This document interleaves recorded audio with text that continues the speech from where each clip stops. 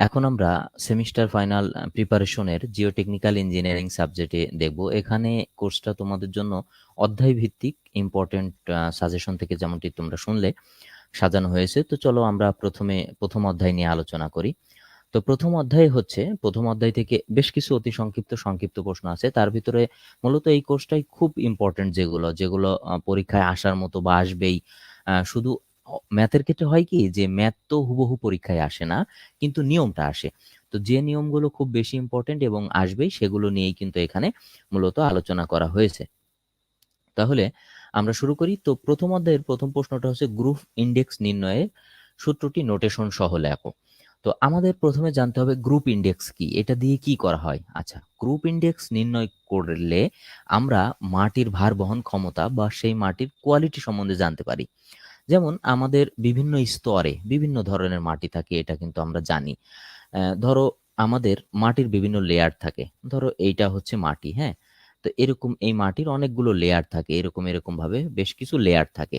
তো এই লেয়ারের মাটি 1 number layer, 2 number layer, 3 number layer, এক একটা লেয়ারে মাটি এক এক রকম থাকে। তো এক একটা লেয়ারের মাটির ভার বহন ক্ষমতাও এক এক রকম হয়। এই জন্য আমাদের মাটির গ্রুপ ইন্ডেক্স নির্ণয় করতে হয়।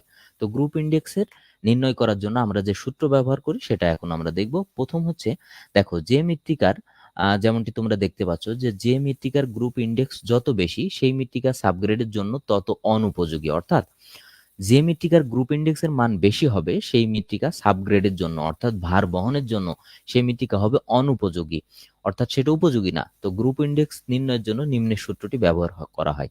দেখো প্রশ্নে একটা ইন্টারেস্টিং জিনিস উল্লেখ করেছে, যে সূত্রটি দেখো নোটেশন সহ লেখো। দেখছো? তো এই নোটেশনটা কি? নোটেশন হচ্ছে সূত্রের প্রত্যেকটা কোনটা দিয়ে কি প্রকাশ করে সেটা আমরা দেখবো। তো প্রথমে সূত্রটা দেখি। সূত্রটা হলো জিআই। তো এই জিআই মানে কি? জিআই হচ্ছে গ্রুপ ইন্ডেক্স। এই যে জিআই দেখছো, জিআই মানে হচ্ছে গ্রুপ ইন্ডেক্স। তো গ্রুপ ইন্ডেক্স হচ্ছে F-35 ফার্স্ট ব্র্যাকেট দিয়ে ক্লোজ, এরপর সেকেন্ড ব্র্যাকেট 0.2 প্লাস 0.005, তারপরে আছে হচ্ছে WL -40, এরপর 0.01, F-15 এবং IP-10।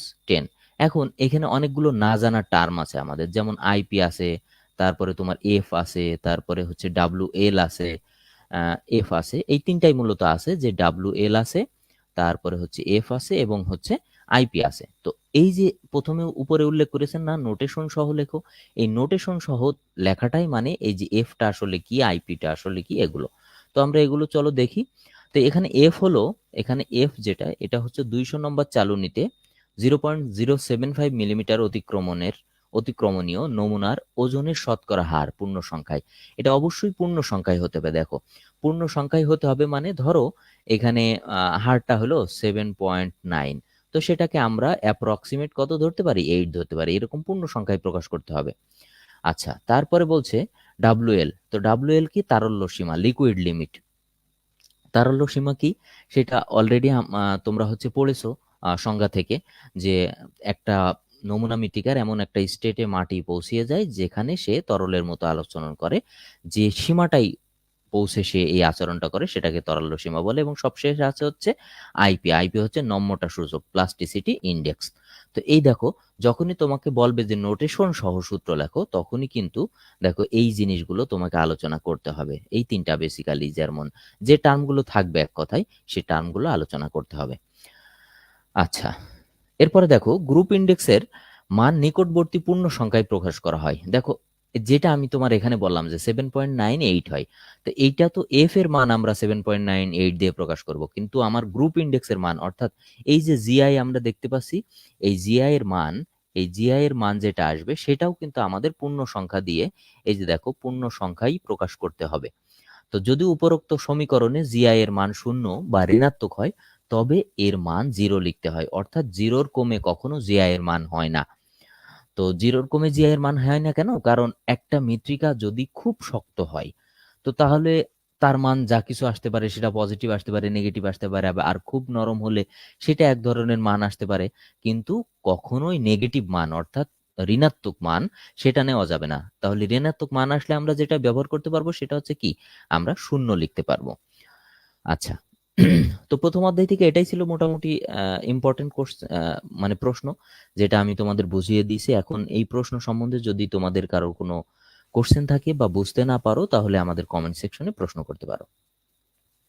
আচ্ছা, তো এখন আমরা দ্বিতীয় অধ্যায় নিয়ে একটা আলোচনা করি। তো দ্বিতীয় অধ্যায় হচ্ছে প্রাথমিক মাটি পরীক্ষা, প্রিলিমিনারি সয়েল টেস্ট।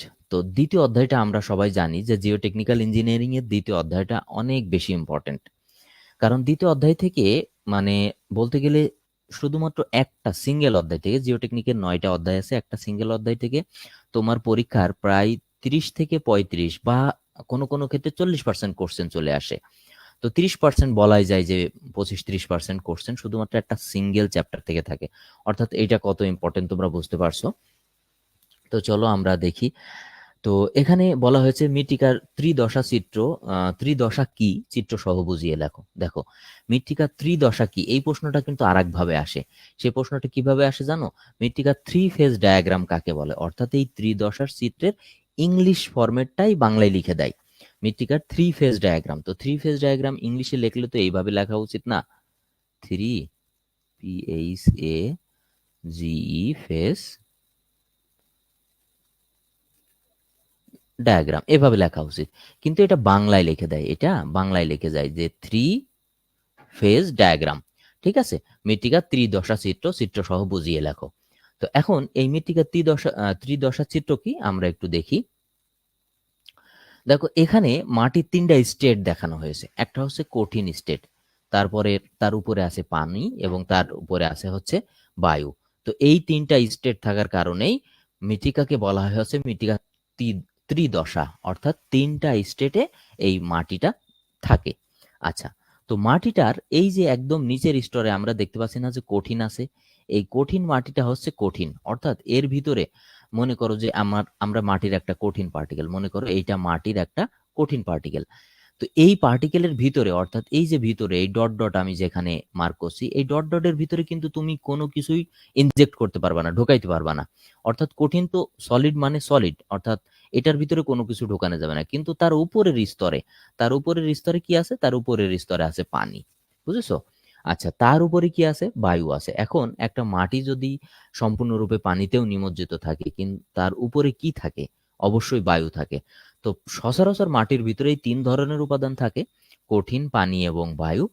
তো এই 3টা অবস্থাকেই বলা হয়েছে মৃত্তিকার ত্রিদশা চিত্র। তো আমরা এই চিত্র ত্রিদশা চিত্র বা থ্রি ফেজ ডায়াগ্রাম চিত্র সহ বোঝার আগে আমরা এইটা যেটা করতে পারি সেটা হলো যে ত্রিদশা চিত্র আঁকার আগে আমরা এর আয়তন এবং ওজন এই দুইটা সম্বন্ধে বুঝতে পারি। তো আয়তনটা কি? আয়তন হচ্ছে ভিভি ইজিক্যাল টু ভিএস। তো এখানে ভালো করে খেয়াল করো, আমরা মাটির দুই দিকে দুইটা ফলো করছি। বাম সাইডে আমরা যেটা দিচ্ছি সেটা হচ্ছে আয়তন, আর ডান সাইডে যেটা দিচ্ছি সেটা হচ্ছে আমরা ওজন। তো ওজন বলতে একটা মাটিকে যখন আমরা মনে করো ওজন করব, দাঁড়িপাল্লা দিয়ে ওজন করব, মনে করো 1 কেজি মাটি নিলাম, সেটা আহ দাঁড়িপাল্লা দিয়ে আমরা ওজন করব, ঠিক আছে? আচ্ছা, এরপর আছে বাম সাইডে আছে আয়তন। তো আয়তনটা কি? আয়তন হচ্ছে যে এই মাটির ভলিউমটা কি, অর্থাৎ সে একটা নির্দিষ্ট জায়গায় কি পরিমাণ জায়গা দখল করছে, সেটা হচ্ছে সেই মাটির ভলিউম, আয়তন। আচ্ছা, তো এখন আয়তন এবং ওজন এই দুইটা যদি আমরা ইন্ডিকেট করি তাহলে কঠিন, পানি এবং বায়ু এই 3টার স্টেট আমরা বুঝতে পারবো। তাহলে ওজন, এই দেখো একদম উপরে আছে কি ডাব্লিউ এ, এই ডাব্লিউ-এটা হচ্ছে ওয়েট অফ এয়ার, অর্থাৎ মাটির ভিতরে যে মাটির ভিতরে যে বায়ু আছে সেই বায়ুর ওজন। তারপর আছে পানি, তো পানি কি আছে? ডাব্লিউ, এটা হচ্ছে ওয়েট অফ ওয়াটার, অর্থাৎ পানির ওজন। এরপর আছে হচ্ছে কঠিন, তো কঠিনটা কি? সলিড, আমরা জানি কঠিনের ইংলিশ কি? সলিড না? তো এটা হচ্ছে ওয়েট অফ সলিড। এই টোটাল 3টা মিলিয়ে আছে হচ্ছে ডাব্লু। তো ডাব্লু হচ্ছে কি? তো ডাব্লু হচ্ছে ওজন, তো ডাব্লু মানে কি? ওয়েট, আমরা জানি। তাহলে এই সাইডের টোটাল ওয়েট গুলো আমরা দেখলাম, weight of air, wait of water এবং ওয়েট অফ সলিড। আচ্ছা, এরপরে আছে আয়তন।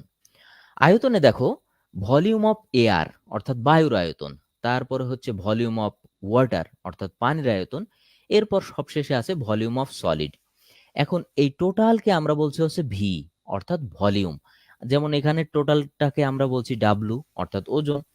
তো এই যে আয়তন, এই আয়তনের ভিতরে ভি এ আছে, ভি এ হচ্ছে ভলিউম অফ এয়ার অর্থাৎ বায়ুর আয়তন, এবং ভি ডাব্লু হচ্ছে ভলিউম অফ ওয়াটার অর্থাৎ পানির আয়তন, বুঝেছো?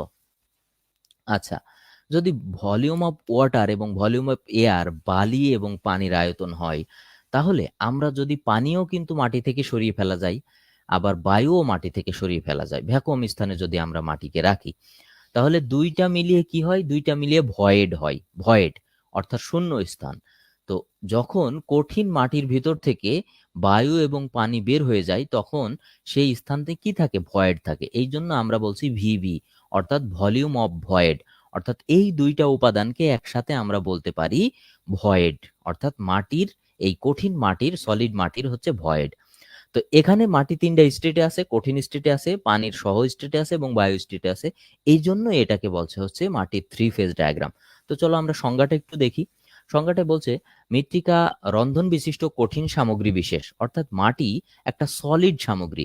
এটির রন্ধনগুলো তরল এবং বায়বীয় বা উভয় পদার্থে পূর্ণ থাকে। এর রন্ধনগুলো কি থাকে? তরল থাকে, বায়বীয় থাকে এবং উভয় পদার্থে পূর্ণ থাকে। তো সাধারণত তিন ধরনের সামগ্রীর সমন্বয়ে মৃত্তিকা গঠিত হয়, অর্থাৎ তিনটা উপাদানের সমন্বয়ে মৃত্তিকা গঠিত হয়। যেমন এখানে তিনটা উপাদান আমরা দেখতে পাচ্ছি, বায়ু, পানি এবং কঠিন। এখন মৃত্তিকার কঠিন উপাদান, মৃত্তিকা কণা বা খনিজ কণা, তরল উপাদান পানি, গ্যাসীয় উপাদান বাতাস, এগুলো হচ্ছে বিরাজ করে। তাই মৃত্তিকার উপাদান পদ্ধতি অর্থাৎ থ্রি ফেজ সামগ্রী বা ত্রিদশার সামগ্রী বলা হয়। তো এই জন্যই এই চিত্রটার উপর ভিত্তি করেই আসলে মৃত্তিকাকে থ্রি ফেজ ডায়াগ্রাম বা থ্রি ফেজ বলা হয়। বুঝতে পারছো?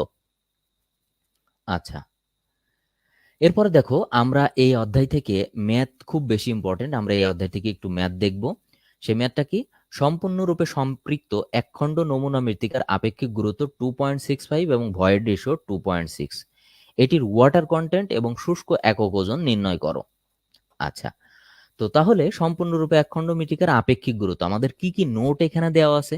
আমাদের মৃত্তিকার আপেক্ষিক গুরুত্ব সম্বন্ধে দেওয়া আছে 2.65 এবং ভয়েড রেশিও দেওয়া আছে, অর্থাৎ এই মৃত্তিকার ভিতরে এই যে আমরা আগের চিত্রে যে ভয়েড দেখলাম না, ভলিউম অফ ভয়েড, এই ভয়েডের রেশিও, অর্থাৎ এই টোটাল সলিডের ভিতরে কি পরিমাণ ভয়েড আছে সেটা হচ্ছে ভয়েড রেশিও। সেই ভয়েড রেশিও দেওয়া আছে 2.6। এটার ওয়াটার কন্টেন্ট দেওয়া আছে এবং শুষ্ক একক ওজন নির্ণয় করো। তো এটার ওয়াটার কন্টেন্টের সাথে ড্রাই ইউনিট ওয়েটও দেওয়া আছে। তো তাহলে আমরা চলো নির্ণয় করি। তো প্রথমে আমরা দেখবো আমাদের কি কি ডাটা দেওয়া আছে। তো এই যে ডাটাগুলো, তো এখানে কি কথা উল্লেখ আছে? সম্পূর্ণরূপে সম্পৃক্ত একখণ্ড নমুনা মৃত্তিকার। সম্পূর্ণরূপে সম্পৃক্ত তার মানে একটা মাটি যেটা সম্পূর্ণরূপে ভেজা, অর্থাৎ টোটাল ওয়েট একেবারে সম্পূর্ণ ভেজা। তো সম্পূর্ণ ভেজা যদি কোনো মাটি থাকে, অর্থাৎ একটা মাটি সলিড মাটির নিচে আছে এবং তার উপরে পানি আছে, সেই মাটির উপরে কি আর কোনো বায়ু থাকতে পারে? পারে না। অর্থাৎ সেই মাটিতে এখন টু ফেজ হয়ে গিয়েছে, অর্থাৎ সেই মাটির ভিতরে দুইটা উপাদান আছে, একটা হচ্ছে কঠিন অংশ আর একটা হচ্ছে পানি। তো যদি কঠিন অংশ এবং পানি এই দুইটা উপাদান থাকে, তাহলে তার আপেক্ষিক এখানে যে আপেক্ষিক গুরুত্ব দেওয়া আছে 2.65 এবং ভয়েড রেশিও দেওয়া আছে 2.6। তো এটির ওয়াটার কন্টেন্ট এবং শুষ্ক একক ওজন নির্ণয় করো। ওয়াটার কন্টেন্টটা কি? ওয়াটার কন্টেন্ট হচ্ছে যে এই যে পানিটা আছে, হ্যাঁ, তো এখানে ওয়াটার কন্টেন্ট অর্থাৎ পানির যে কন্টেন্টটা, সে কন্টেন্টটা কত, পরিমাণটা কত, তারপরে শুষ্ক একক ওজন অর্থাৎ এর ড্রাই ইউনিট ওয়েট আমাদের বের করতে হবে। তো প্রথমেই আমরা দেখব যে মাটির আপেক্ষিক গুরুত্ব বা কি কি দেওয়া আছে আমার এখানে তথ্য। দেখো ভয়েড রেশিও কত দেওয়া আছে? 2.6। তো এই কঠিন অংশের ভিতরে কি কিছু থাকে? মাটির কঠিন অংশের ভিতরে আমি আগের তোমার সংজ্ঞাটা পড়ানোর সময় বললাম যে মাটির কঠিন অংশটা এতটাই সলিড যে তুমি এর ভিতরে কিছু ইনজেক্ট করতে পারবা না। তাহলে পানি কোথায় আছে? উপরে আছে। তো এই কঠিন অংশের ভিতরে কিচ্ছু নাই, তাহলে ভয়েড রেশিও কত আছে? 2.6। তাহলে ভয়েড ভয়েড অংশ কতটুকু? পানি এবং এয়ারের অংশটা ভয়েড অংশ, তাহলে এখানে ভিএস সমান সমান 2.6, এই যে ভয়েড রেশিও অংশ। আর কঠিন অংশ যেহেতু সলিড, এর ভিতরে কিচ্ছু নাই, তার মানে কি আছে? 1 আছে, একক অংশ। তো এই যে দুইটা মিলিয়ে ভলিউম কত হয়? 2.6 আর 1 মিলিয়ে 3.6। আচ্ছা, এবার আসো ওজনের ফ্যাক্ট। তো ওজনের ফ্যাক্টরে বলছে যে এখানে সম্পূর্ণরূপে একখণ্ড মৃত্তিকার আপেক্ষিক গুরুত্ব, ভয়েড রেশিও, শুষ্ক কন্টেন্ট ও শুষ্ক একক ওজন নির্ণয় করো। এখানে তোমার কোথাও ওজনের কথা উল্লেখ করা নাই, আছে? তার মানে কি যে এই ধরনের কোনো একটা ম্যাথ আসলে আমরা সেটা কিভাবে সমাধান করব। তো চলো আমরা ম্যাথ জানি। তো আমরা জানি শুষ্ক একক ওজন। শুষ্ক একক ওজন কি? গামা ডি সমান সমান জি গামা ওমেগা 1 প্লাস ই। এই যে গামা ডি সমান সমান জি গামা ওমেগা 1 প্লাস ই, এইটা কিন্তু তোমার সূত্র, বুঝেছো? এটা হচ্ছে সূত্র। তো এই সূত্র থেকে, এখন এই সূত্র থেকে কিসের কিসের মান আমাদের দেওয়া আছে আমরা একটু দেখি। তো আমাদের জি এর মান দেওয়া আছে, দেখো এই যে আপেক্ষিক গুরুত্ব যেটাকে জি দিয়ে প্রকাশ করা হয়, জি এর মান দেওয়া আছে। গামা ওমেগার মান আমরা লাগবে না, আমরা জানি যে গামা ওমেগার মান হচ্ছে 1000 কেজি পার ঘনমিটার অথবা 1 গ্রাম পার সিসি। এটা হচ্ছে একটা জাস্ট স্ট্যান্ডার্ড মান।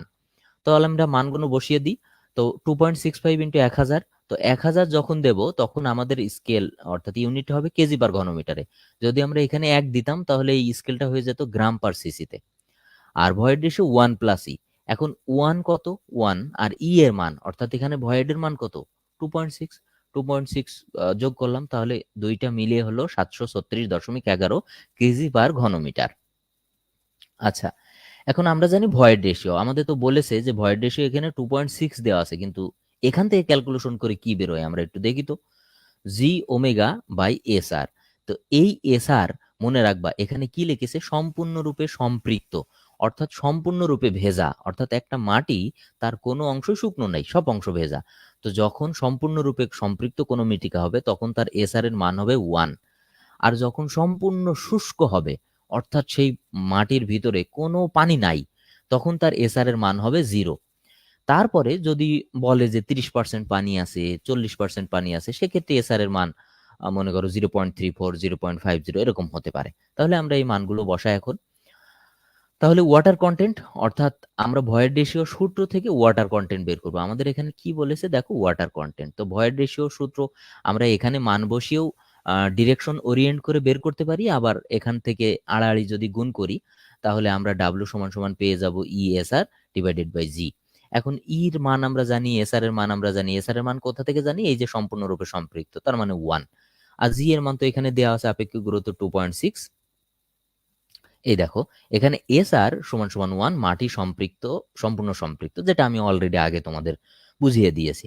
আচ্ছা, তাহলে ওয়াটার কন্টেন্ট। আচ্ছা, মনে রাখবা ওয়াটার কন্টেন্ট যেগুলো আমি আমাদের যে মূল ক্লাস আছে এখানে কিন্তু সূত্রগুলো বোঝানো হয়েছে। তো সূত্রগুলো বোঝানোর সময় আমি বলে দিয়েছি যে কোনটা পার্সেন্টেজ আকারে প্রকাশ করতে হবে, তারপরে কোনটা হচ্ছে পার্সেন্টেজ আকারে প্রকাশ করতে হবে না। হ্যাঁ, তো ওয়াটার কন্টেন্টকে সবসময় পার্সেন্টেজ আকারে প্রকাশ করতে হয়। তো ওয়াটার কন্টেন্ট হচ্ছে 2.60 ইন্টু 1 ডিভাইডেড 2.65। তো 2.60টা কি দেখো? 2.60 হচ্ছে এই যে দেখো আমার ভয়েড কতটুকু আছে, পানি কতটুকু আছে, ইন্টু 1। ইন্টু 1 কি? কঠিন অংশের ভিতরে, ডিভাইডেড 2.65 আপেক্ষিক গুরুত্ব ইন্টু 100। তো এটা ক্যালকুলেশন করলে আসে 98.11। এখন দেখো আমাদের কিন্তু শুষ্ক একক ওজন যেটা বের করতে বলেছে গামা ডি, সেটা আমরা বের করে ফেলছি 736.11 কেজি পার ঘনমিটার, এবং ওয়াটার কন্টেন্ট বের করে ফেলছি। তো এখানে আমাদের যে ডান সাইডে যে ওজনটা দেখতে পাচ্ছ, চিত্রে যদি অনেক সময় চিত্র দিয়ে এটা দেওয়া থাকতে পারে, তো চিত্র যদি দেওয়া না থাকে কোনো ব্যাপার না, এইটা থেকেই তুমি ম্যাথ করে ফেলতে পারো।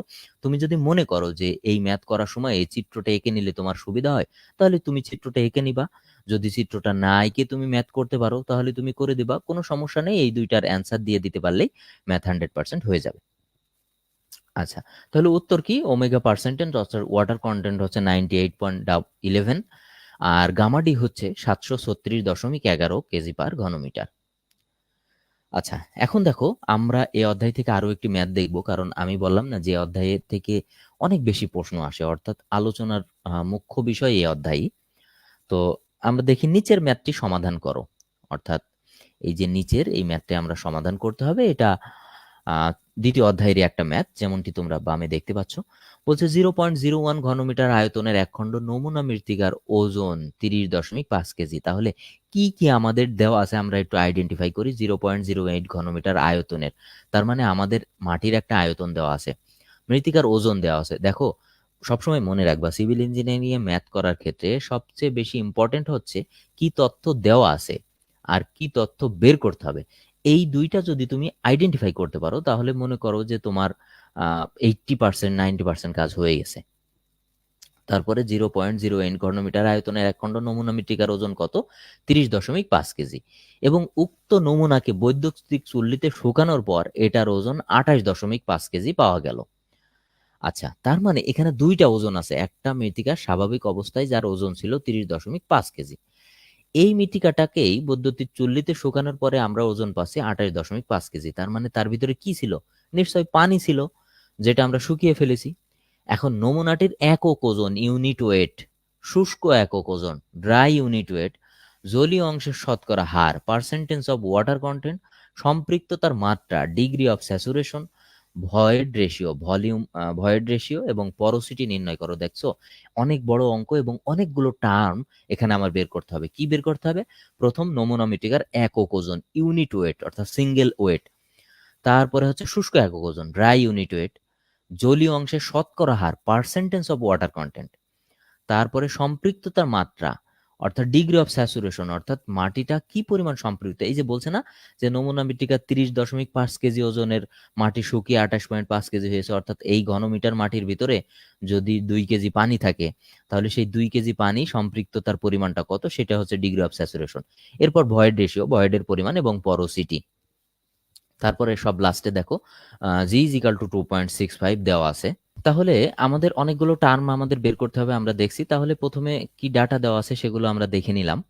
তো আমরা শুরু করি। তাহলে এখন অনেক সময় এই ধরনের অঙ্কই শুধু দেওয়া থাকবে, কোনো চিত্র আঁকানো থাকবে না, অনেক সময় না ম্যাক্সিমাম টাইমে। তো তুমি যদি চিত্রটা না আঁকিয়ে এই ম্যাথটা সমাধান করে দিতে পারো, কোনো সমস্যা নাই, চিত্র ম্যান্ডেটরি না। ম্যাথের জন্য তোমার প্রত্যেকটা মান বের করতে হবে, অর্থাৎ একক ওজন, শুষ্ক একক ওজন, এগুলো বের করতে হবে। তবে হ্যাঁ, চিত্র দিলে কি হয়, ম্যাথটা করা তোমার জন্য সহজ হয়ে যায়। যেমন এখানে কি কোনো জায়গায় বলা হয়েছে যে নমুনা মৃত্তিকাটা সম্পূর্ণ সম্পৃক্ত? বলা হয়নি। তার মানে কি, সেই নমুনা মৃত্তিকার ভিতরে অবশ্যই বায়ু আছে। তো বায়ুর জন্য একটা জায়গা রাখলাম আমরা, পানির জন্য একটা জায়গা রাখলাম, কঠিন অংশ। বাইরের যে মানগুলো দেওয়া আছে এগুলো তুমি ভুলে যাও, এগুলো তোমার মনে রাখতে হবে না। ঠিক আছে? আচ্ছা, এখন তাহলে আমরা এই কঠিন অংশের আয়তন, এখন আমরা ওজনের দিকটা আইডেন্টিফাই করব। যেহেতু সম্পূর্ণরূপে সম্পৃক্ত বলেনি, তার মানে পানিটা 3টা ফেজে আছে। একটা কঠিন ফেজে আছে, তারপরে মাটিটা 3টা ফেজে আছে, কঠিন অংশে আছে, পানি আছে এবং বায়ু আছে। তো যদি 3টা ফেজে থাকে, তো প্রথমে আমরা ওজনটা অ্যানালাইসিস করব।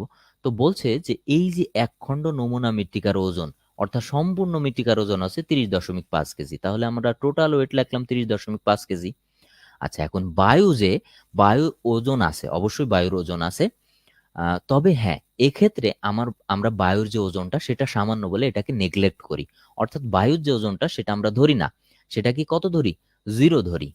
এবং তারপরে বলছে যে মৃত্তিকা সম্পূর্ণরূপে চুল্লিতে শোকানোর পর এটার ওজন 28.5 কেজি, অর্থাৎ একদম শুকিয়ে ফেলার পর তার ভিতর আর কোনো পানি নাই, সম্পূর্ণ সলিড মৃত্তিকা, সেটা হচ্ছে 28.5 কেজি। তাহলে এই কঠিন অংশের ওজনটা কত হবে? 28.5 কেজি। তাহলে কঠিন অংশ চলে গেল, বাতাসের কোনো ওজন নেই।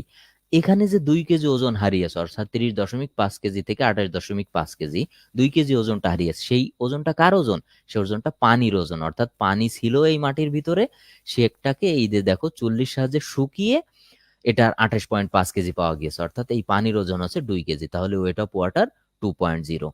এখানে হচ্ছে ওয়েট অফ ভয়েড 2.0। তো এই দুইটাই তো ভয়েড। আমি বলছিলাম না প্রথম চিত্রে যে বায়ু এবং পানি দুইটাকে আমরা মাটির ভয়েড হিসাবে চিহ্নিত করি। তাহলে এই ভয়েড হচ্ছে 2.0, আর এর ভিতরে জিরোর ভিতরে হচ্ছে 2.0 ভিতরে এয়ারের জিরো, অর্থাৎ এয়ারের কিচ্ছু নাই। আর তোমার হচ্ছে ওয়াটারের আছে হচ্ছে 2.0। আচ্ছা, এবার আমরা আয়তনের দিকে একটু খেয়াল করি। তো এখানে আমাদের আয়তন টোটাল কত বলছে বলো তো? 0.018 ঘনমিটার এক খণ্ড মৃত্তিকার। এরপরে আয়তনের আর কি কোনো কথা কোথাও লেখা আছে? কোথাও লেখা নাই। তো যদি লেখা না থাকে, তো আমরা এখানে আপাতত এইটুকু দেব। তো এখানে এই অংশগুলো আমার এখন দেওয়ার দরকার নেই। মনে করো চিত্রের প্রাথমিক পর্যায়ে এইটা, এইটা, এইটা, এটা দেওয়ার দরকার নেই, ইভেন এই নিচেরটাও দেওয়ার দরকার নেই। ঠিক আছে? আমরা শুধুমাত্র আয়তনের এই অংশটা দেবো। এইগুলো এমনিই বের হয়ে যাবে, এগুলো নিয়ে হেডেক করার কোনো কিছু নাই। এক কথায় যে তথ্য আমার দেওয়া আছে সেই তথ্যর ভিত্তিতে আমি যতটুকু সাজাতে পারি ততটুকু সাজালে আমার জন্য এনাফ। আচ্ছা, এরপর দেখো নিচের ম্যাথটি সমাধান করো। তো এই সেম ম্যাথটাই, চিত্রটা এখানে ছোট করে দেওয়া হয়েছে, যেটা আমি অলরেডি তোমাদের বুঝিয়ে দিয়েছি। তো এই তোমার ম্যাথটা এখন আমরা সমাধান করব। তো প্রথমে দেওয়া আছে আমাদের কি কি তথ্য দেওয়া আছে, আমরা একটু আলাদা করে লিখে নিই। আমাদের মোট ওজন দেওয়া আছে 30.5 কেজি। তারপরে হচ্ছে শুষ্ক ওজন WS, অর্থাৎ ওয়েট অফ সলিড, এটা দেওয়া আছে হচ্ছে 28.5 কেজি। তারপরে আছে হচ্ছে, অর্থাৎ WW সমান 30.5 মাইনাস 28.5 2 কেজি, যেটা আমরা এখানে বের হয়েছে, বুঝতে পারছো? আচ্ছা, এরপর দেখো পানির আয়তন। এখন আমি বললাম না যে এই যে আয়তন দেখতে পাচ্ছ এর কথা তুমি ভুলে যাও, এটা এমনি বের হয়ে যাবে। তো এখন আমরা ওজন তো পেয়ে গিয়েছি, তাহলে আয়তনটা আমরা সহজে বের করে ফেলতে পারবো না? তো 1 ঘনমিটার পানির ওজন কত আমরা কি জানি? 1000 কেজি। তো অর্থাৎ 1000 কেজি 1 ঘনমিটারের ওজন, অর্থাৎ 1 ঘনমিটার কোনো একটা বক্স, মনে করো যে আমি এখানে একটা বক্স আঁকলাম, হ্যাঁ? তো এই বক্স, এরকম একটা বক্স, যে বক্সটা হচ্ছে 1 ঘনমিটার, 1 ঘনমিটার। এই বক্সটা যদি পানি দিয়ে পূর্ণ করে ফেলা যায়, অর্থাৎ এর ভিতরে সম্পূর্ণ পানি থাকে, তখন সেই বক্সটার ওজন হবে হচ্ছে 1000 কেজি। তাহলে ওজন থেকে আমরা নিশ্চয় আয়তন বের করতে পারি। তাহলে আমরা ভলিউম অফ ওয়াটার, অর্থাৎ পানির আয়তন আমরা বের করব। তো ভলিউম অফ ওয়াটারের ক্ষেত্রে ওয়েট অফ ওয়াটার, অর্থাৎ ওয়াটারের যে ওজন এবং তার যে একক ওজন, সেটা দিয়ে আমরা ভাগ করব। তো ওয়াটারের ওজন আমাদের এখানে কত আছে দেখো তো, 2। ওই যে 30.5 থেকে 28.5 বিয়োগ করে আমাদের 2 কেজি হয়েছে। তারপরে একক তার যে ওজন আছে সেটা দিয়ে ভাগ করলাম 0.002। তো এই যে 0.002, এটা কি বলতো? Volume of water. তাহলে আমরা ভলিউম অফ ওয়াটারের এখানে 0.002 লিখে নিলাম। আচ্ছা, এরপর আমরা যদি আবার দেখি পানির আয়তনের পর কঠিন অংশের আয়তন, অর্থাৎ এই সলিডের আয়তন আমাদের বের করতে হবে। তো সলিডের আয়তনের সূত্র হচ্ছে ভিএস ইজিক্যাল টু, দেখো এগুলো কিন্তু সব সূত্র, আর এই সূত্রগুলোই আমি হচ্ছে আমাদের যে মূল ক্লাসে ভেঙে ভেঙে ভেঙে ভেঙে ভেঙে ভেঙে দেখিয়েছি যে কিভাবে এই সূত্রগুলো আসে, কিভাবে সূত্রগুলোতে রূপান্তর করতে হয়। যাই হোক, কঠিন অংশ VS equal to W S by GS gamma omega. আচ্ছা, তো এখানে ডাব্লিউএস টা কি? ডাব্লিউএস হচ্ছে কঠিন অংশের ওজন, দেখো 28.5। এই সূত্রগুলো অবশ্যই তোমাদের মুখস্থ করতে হবে। আর জিএস কি? জিএস হচ্ছে আপেক্ষিক গুরুত্ব, যেটা 2.65 দেওয়া আছে। এটা মোটামুটি মাটির স্ট্যান্ডার্ড আপেক্ষিক গুরুত্ব, এবং গামা ওমেগা হচ্ছে 1000, কারণ এটা আমরা ঘনমিটার স্কেলে প্রকাশ করছি, ইউনিটটা ঘনমিটারে। তাহলে এটা ক্যালকুলেশন করলে আসছে 0.01। তো কঠিন অংশের আয়তন 0.01, তাহলে আমরা এখানে লিখে দিলাম 0.01। তো এখন দেখো আমরা দুইটা আয়তন পেয়ে গেছি না? আমরা কোন কোন আয়তন পাইছি? কঠিন অংশের আয়তন পাইছি এবং ওয়াটারের আয়তন পেয়েছি। তো এই দুইটা যদি আমরা যোগ করে এই টোটাল আয়তন থেকে বাদ দিই, তাহলে এই এয়ারের আয়তনটা পাওয়া যাবে, তাই না? এয়ার কতটুকু জায়গা দখল করে আছে? কঠিন অংশের আয়তন আমার কত? 0.011, অর্থাৎ 11। আর এটা মনে করো 0.002, অর্থাৎ 2। তো 11 আর 13, 2 মিলে কত হয়? 13। আমার টোটাল আয়তন কত? 0.0 ভুলে যাও, 18। তো 18-র ভিতর থেকে 13 বাদ গেলে কত থাকে? 5। এই দেখো 0.005। আচ্ছা, এরপর দেখো বাতাসের আয়তন, যেটা আমি বললাম যে এই টোটাল এইটা থেকে, অর্থাৎ টোটাল আয়তন থেকে দুইটা আয়তন যোগ করে বাদ দিলে বাতাসের আয়তন আমরা পেয়ে যাই। এরপর দেখো আমাদের মূল ম্যাথে এখন আমরা ঢুকে গেছি একক ওজন। তো আমাদের কথা ছিল কি? একক ওজন। আচ্ছা, তোমাদের এই ম্যাথ সম্বন্ধে একটা টিপস বলি। মনে রাখবা যে এই যে দেখছো, কখনো কখনো তোমাকে এই জিএস, অর্থাৎ তোমার যে আপেক্ষিক গুরুত্ব, সেটা বের করে দেবে। তো আপেক্ষিক গুরুত্ব খুব সহজে মনে রাখার উপায় হচ্ছে যে যে কোনো বস্তু, পৃথিবীর যে কোনো বস্তু, সেই বস্তুটা পানির তুলনায় কত গুণ ভারী, সেটা হচ্ছে তার আপেক্ষিক গুরুত্ব। মনে করো একটা গ্লাসের ভিতরে 1 গ্লাস পানি দিলে তার ওজন হলো 100 গ্রাম। সেই গ্লাসের ভিতরে 1 গ্লাস পারদ দিলে সেই পারদটার ওজন হবে 1360 গ্রাম। কেন 1360 গ্রাম হবে? 1360 গ্রাম না, 1300, 100, হ্যাঁ 1360 গ্রাম। কারণ তার আপেক্ষিক গুরুত্ব 13.6, অর্থাৎ একই আয়তনের পানি, একই পরিমাণ পানি আর একই পরিমাণ পারদ, পানির চেয়ে পারদ হচ্ছে 13.6 গুণ ভারী, এই জন্য পারদের আপেক্ষিক গুরুত্ব 13.6। আর একক ওজন বের করার সূত্র, পৃথিবীর যে কোনো জিনিসেরই একক ওজন হচ্ছে ওজন বাই ভলিউম। সবসময় এটা মাটি, পানি, বায়ু, হোয়াট এভার ইট ইজ, এটার নিয়মই হচ্ছে ওজন বাই আয়তন, অর্থাৎ যেই অংশটা আমি নিচ্ছি তার ওজন কতটুকু এবং সে কতটুকু জায়গা দখল করছে, সেটাকেই বলে হচ্ছে একক ওজন। তো তাহলে ওজন কত? আমাদের টোটাল মাটির ওজন কত আছে? 30.5 কেজি। সে কতটুকু জায়গা দখল করছে? এই যে দেখো 0.018। তাহলে আমরা তার একক ওজনটা পেয়ে গেলাম 1594.44 কেজি পার ঘনমিটার। এরপরে দেখো শুষ্ক একক ওজন, যেটা আমাদের প্রথম অ্যান্সার হচ্ছে, অর্থাৎ আমাদের প্রথমে বের করতে বলছে, যেটা শুষ্ক একক ওজন, গামা ডি সমান ডাব্লিউ এস বাই ভি। দেখো এই শুষ্ক একক ওজনের কিন্তু আরেকটা সূত্র আছে, হ্যাঁ? তো সেই সূত্রটা কি? জি গামা ওমেগা 1 প্লাস ই। তো এই সূত্র দিয়ে অ্যাপ্লাই তোমরা বের করতে পারো, কিন্তু এখানে যেহেতু আমরা প্রত্যেকটা অংশ আলাদা আলাদা পেয়েছি, মনে রাখবা যে প্রত্যেকটা ম্যাথ দুইটা নিয়মে করা যায়। একটা হচ্ছে ওই সূত্র অ্যাপ্লাই করে, আর একটা হচ্ছে একেবারে এই বেসিক সূত্রগুলো অ্যাপ্লাই করে। তো তোমাকে দুইটাই বুঝতে হবে, কারণ বেসিকটা অনেক সময় লাগে। পরীক্ষার হলে দেখবা অনেক সময় ওই শর্টকাট সূত্রটা থাকবে না। আচ্ছা, তাহলে একক ওজন গামা ডি সমান সমান ডাব্লিউ এস বাই ডাব্লিউ, যেটা সূত্র। তো ডাব্লিউ এস বা কি? সলিড অংশের যে ওজন, আর টোটাল হচ্ছে আমাদের ভলিউম, এই যে এখানে দেওয়া আছে 0.018। তো এটা ক্যালকুলেশন করলে আসে 15.84.33 কেজি পার ঘনমিটার। আচ্ছা, এরপর জলীয় অংশের শতকরা হার বের করতে বলছো। তো জলীয় অংশের শতকরা হার কি? এই যে WW/WS, অর্থাৎ weight of water by weight of solid. তো ওয়াটারের পরিমাণ এখানে আমাদের কত আছে ভালো করে আমরা খেয়াল করি। তো এই যে দেখো 2 আছে, তো আমরা দিয়ে দিলাম 2। তারপর সলিডের পরিমাণ কত আছে? 28.5, 28.5। আর আমরা জানি যে দলীয় অংশের হার এটা পার্সেন্টেজে প্রকাশ করতে হয়, অর্থাৎ 100 দিয়ে গুণ করতে হবে, যেটা আমরা আগের ম্যাথটাও করেছি। তাহলে এটা ক্যালকুলেশন করলে আসলে 7.02%। এরপর দেখো সম্পৃক্ততার মাত্রা। তো সম্পৃক্ততার মাত্রা, আমি একটা কথা বলছিলাম যে যখন মৃত্তিকা সম্পূর্ণরূপে ভেজা থাকবে তখন তার সম্পৃক্ততার মাত্রা হবে 1, এবং সেটা যদি ভেজা না থাকে তাহলে তার মাত্রাটা বের করতে হবে, মানে সম্পূর্ণ ভেজার কথা উল্লেখ না থাকে। তো সেই মাত্রাটা কিভাবে বের করব মনে রাখবা। তো আরেকটা জিনিস আমি বুঝিয়ে দিই অপর পেজে গিয়ে। যদি বলে ওয়াটার কন্টেন্ট, অর্থাৎ জলীয় অংশের শতকরা হার, তার সম্পর্ক সবসময় হবে মাটির ওজনের সাথে।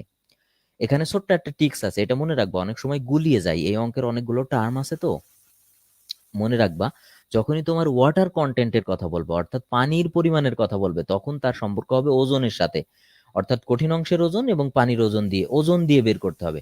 আর যখন স্যাচুরেশন অবস্থা বলবে, অর্থাৎ সম্পৃক্ততা বলবে, তখন আর ওজন কাজে লাগবে না, তখন বের করতে হবে আয়তন দিয়ে। তো সেই আয়তনটা কি? ভয়েডের আয়তন এবং হচ্ছে ওয়াটারের আয়তন। তো এর ভিতরে ভয়েডের আয়তন কত? তো আমরা দেখো টোটাল আয়তনটাই তো ভয়েড, পানি এবং বায়ু এগুলো কি ভয়েড অবস্থায় থাকে, সেটা আমরা জানি। তো সেই ভয়েডের আয়তন 0.007, আর ওয়াটারের যে আয়তন সেটা 0.002, আর সম্পৃক্ততার মাত্রা অবশ্যই সেটা তোমার পার্সেন্টেন্সে প্রকাশ করতে হয়। তো পার্সেন্টেন্সে 100 দিয়ে গুণ করে দিলাম, আসলে হচ্ছে 28.57%। আচ্ছা, এবার তাহলে void ratio E is equal to কি? VV by VS. তো এখানে ভিভি এর মান কত? ভিভি এর মান হচ্ছে 0.007, আর ভিএস কত? ভিএস হচ্ছে 0.011। তো এটা ক্যালকুলেশন করলে আমার ভয়েড রেশিও বের হয়ে যায়। তো দেখো প্রত্যেকটা অ্যান্সার কিন্তু আমরা বের করে দিচ্ছি এখান থেকে। হ্যাঁ, এই সূত্রগুলো তোমাকে অবশ্যই মনে রাখতে হবে। আর তুমি যদি এই সংজ্ঞাগুলো মুখস্থ করো, যেমন ভয়েড রেশিও কাকে বলে, নমুনা মৃত্তিকার কঠিন অংশের আয়তনের তুলনায় ভয়েডের আয়তনের পরিমাণকে ভয়েড রেশিও বলে, এইভাবে সূত্রগুলো যদি তুমি মনে রাখতে পারো তাহলে এগুলো সহজ হয়ে যাবে। আচ্ছা, এবার আসো পরোসিটি। তো পরোসিটির সূত্র কি? পরোসিটির সূত্রে আমরা পড়ছি যে নমুনা মৃত্তিকার টোটাল আয়তনের ভিতরে ভয়েডের আয়তনের পরিমাণকে বলে পরোসিটি। তো টোটাল আয়তন কি বলতো? টোটাল আয়তন ভি, আর ভয়েডের আয়তন কি? ভিভি। এই দেখো ভিভি। তাহলে যদি সংজ্ঞাটা তোমার জানা থাকে তাহলে কি এই সূত্র লিখতে তোমার কোনো কষ্ট হবে? হবে না। তাহলে টোটাল মিলিয়ে কত হলো? 0.007 বাই ডিভাইডেড 0.018 সমান 0.39। আর পরোসিটি এবং ভয়েড রেশিও এগুলো সবসময় ভগ্নাংশ, মানে ম্যাক্সিমামই ভগ্নাংশে প্রকাশ করা, এগুলো পূর্ণ সংখ্যা রেয়ার আসে না। আচ্ছা, এখন তাহলে আমরা তৃতীয় অধ্যায়ে চলে যাই। আমাদের ওই অধ্যায়ের ম্যাথ হয়ে গিয়েছে। তো দ্বিতীয় অধ্যায়টা আসলে এত সংক্ষেপে আলোচনা করা সম্ভব না। দ্বিতীয় অধ্যায় 2-4 ঘন্টা আলোচনা করতে হবে, কারণ এত বিশাল এবং বেশি আলোচনা করা হয়েছে দ্বিতীয় অধ্যায়ে। যাই হোক, যেহেতু এটা আমরা তোমাদের জাস্ট ইম্পর্টেন্ট গুলো এবং শর্টে দেখাচ্ছি, তো তার আলোকে আমরা এখন চলো তৃতীয় অধ্যায়টা দেখি। তো তৃতীয় অধ্যায় থেকেও ম্যাথ আসে। দেখো জিওটেকনিক্যাল ইঞ্জিনিয়ারিং এ কিন্তু প্রশ্নের চেয়ে ম্যাথ বেশি। তো এই জন্য ম্যাথটাকে বেস করে ফোকাস করে করা হয়েছে, কারণ প্রশ্নগুলো তো তোমরা চাইলে নিজেরা বাড়িতে মুখস্থও করতে পারো, না পড়ে একটু বুঝতেও পারো, কিন্তু ম্যাথ তো না বোঝালে বুঝবা না। তো এই জন্য আমি বেশিরভাগই ম্যাথের ওপর ফোকাস দিয়েছি, আর ম্যাথ পরীক্ষায় আসেও বেশি জিওটেকনিক্যাল ইঞ্জিনিয়ারিং। এনিওয়ে, তো এখানে আমাদের ম্যাথটা কি বলছে? একটি নির্দিষ্ট আকারের কণা বিশিষ্ট মাটির নমুনাকে 5.5 মিটার গভীর ট্যাঙ্কে স্থির পানিতলে রাখা হলো। অর্থাৎ একটা নির্দিষ্ট নমুনা মৃত্তিকা যাতে 5.5 মিটার গভীর ট্যাঙ্কে স্থির পানিতলে, অর্থাৎ যে পানিটা স্থির আছে সেখানে আমরা রেখে দিলাম। ওই কণাটির ট্যাঙ্কের তলায় থিতিয়ে পড়তে 15 সেকেন্ড সময় লাগে। অর্থাৎ যে কণাটা আছে সেই কণাটার, এই যে নির্দিষ্ট আকারের কণা, এই কণাটাকে ট্যাঙ্কের তলায় থিতিয়ে পড়তে 5.5 মিটার গভীর ট্যাঙ্ক, তার নিচে থিতিয়ে পড়তে 15 সেকেন্ড সময় লাগে। আপেক্ষিক গুরুত্ব দেওয়া আছে, তারপরে ইটার মান দেওয়া আছে যেটাকে পয়েস বলে, হলে কণার আকার নির্ণয় করো। আচ্ছা, তো আমরা তাহলে এই যে বলছে না নির্দিষ্ট আকারের কণা বিশিষ্ট, এই কণার আকারটা আমাদের নির্ণয় করতে হবে। তাহলে আমরা আমাদের তথ্যগুলো দেখব এবং আমরা একটা সূত্র অ্যাপ্লাই করব। সমাধান। এখানে কি কি দেওয়া আছে? এখানে দেওয়া আছে এইচ। তো এইচটা কি? গভীরতা। এইচটাকে বলা হচ্ছে গভীরতা। তো গভীরতা কত দেওয়া আছে? 5.5 মিটার। তো 5.5 মিটার সমান সমান কত? 550 সেন্টিমিটার।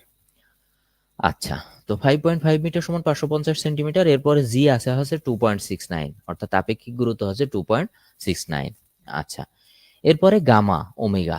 তো গামা ওমেগা হচ্ছে 1 গ্রাম পার সিসি। এখন এখানে একটা কথা আছে, এখানে আমরা বলছিলাম না যে গামা ওমেগার হচ্ছে স্ট্যান্ডার্ড কিছু মান আছে। দেখো গামা ওমেগার স্ট্যান্ডার্ড মানগুলো আমি এই পাশে তোমার লিখে দিছি।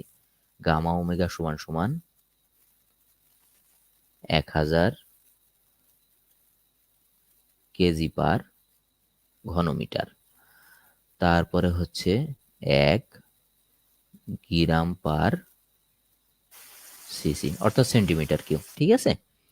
আচ্ছা, তারপরে আছে হচ্ছে 62.5 পাউন্ড পার সম্ভবত সেন্টিমিটার নাকি হট এভার, এখানকার ইউনিটটা খেয়াল হচ্ছে না। তো এরকম আছে। তো সচরাচর এই দুইটা ইউনিট, অর্থাৎ উপরের যে দুইটা ইউনিট দেখতে পাচ্ছি, এই দুইটা আমরা বেশি ব্যবহার করি। অর্থাৎ যখন আমরা 1 ব্যবহার করব তখন তার ইউনিটটা হবে গ্রাম পার সিসি, যখন 1000 ব্যবহার করব তখন কেজি পার ঘনমিটার হবে। তো এই 1000-এর ব্যবহার কিন্তু অলরেডি আমি তোমাদের দেখিয়েছি আগের অধ্যায়ের অঙ্কে। এখন 1 গ্রাম পার সিসির দেখব।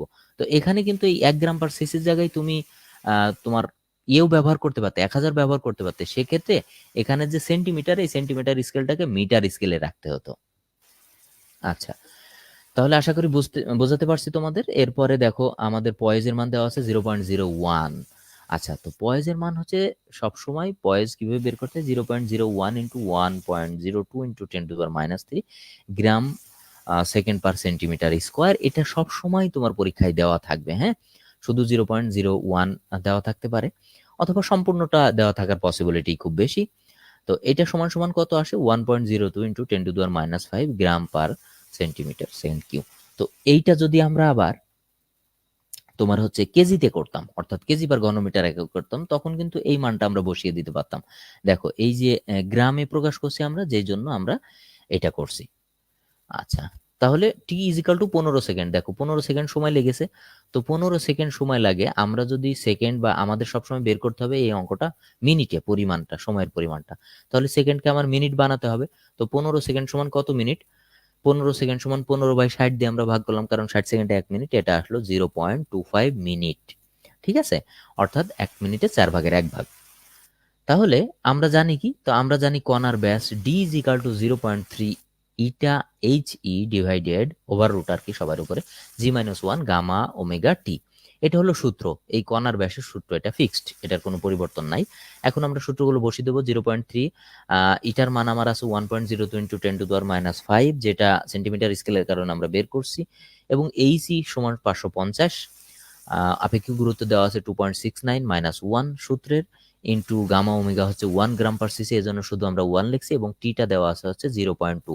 আমি বলছিলাম না যে টিটা মিনিটে প্রকাশ করতে হবে, 15 সেকেন্ডটাকে মিনিটে প্রকাশ করলে 0.25 মিনিট আসে। তো এটা ক্যালকুলেটরে জাস্ট ক্যালকুলেশন করলেই তোমার 0.063 সেন্টিমিটার চলে আসবে।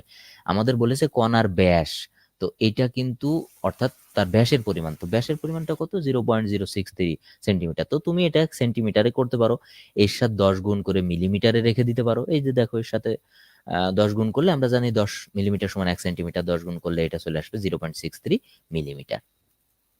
আচ্ছা, অতএব কণার ব্যাস কত? 0.63 মিলিমিটার। তো এই হচ্ছে তৃতীয় অধ্যায়ের আমাদের একটা ম্যাথ। এখন আমরা চতুর্থ অধ্যায়ের ম্যাথগুলো দেখব, বা চতুর্থ অধ্যায় থেকে ইম্পর্টেন্ট প্রশ্নটা দেখব। চতুর্থ অধ্যায়ের নাম হচ্ছে মৃত্তিকার নম্যতা বৈশিষ্ট্যাদি, অর্থাৎ প্লাস্টিসিটি ক্যারেক্টারিস্টিক্স অফ সয়েল। মাটির যে নম্যতা বৈশিষ্ট্য, অর্থাৎ মাটিকে পানি দিলে সে যে নমনীয় আচরণ করে, সেই বৈশিষ্ট্যগুলো হচ্ছে আমরা এখন দেখব।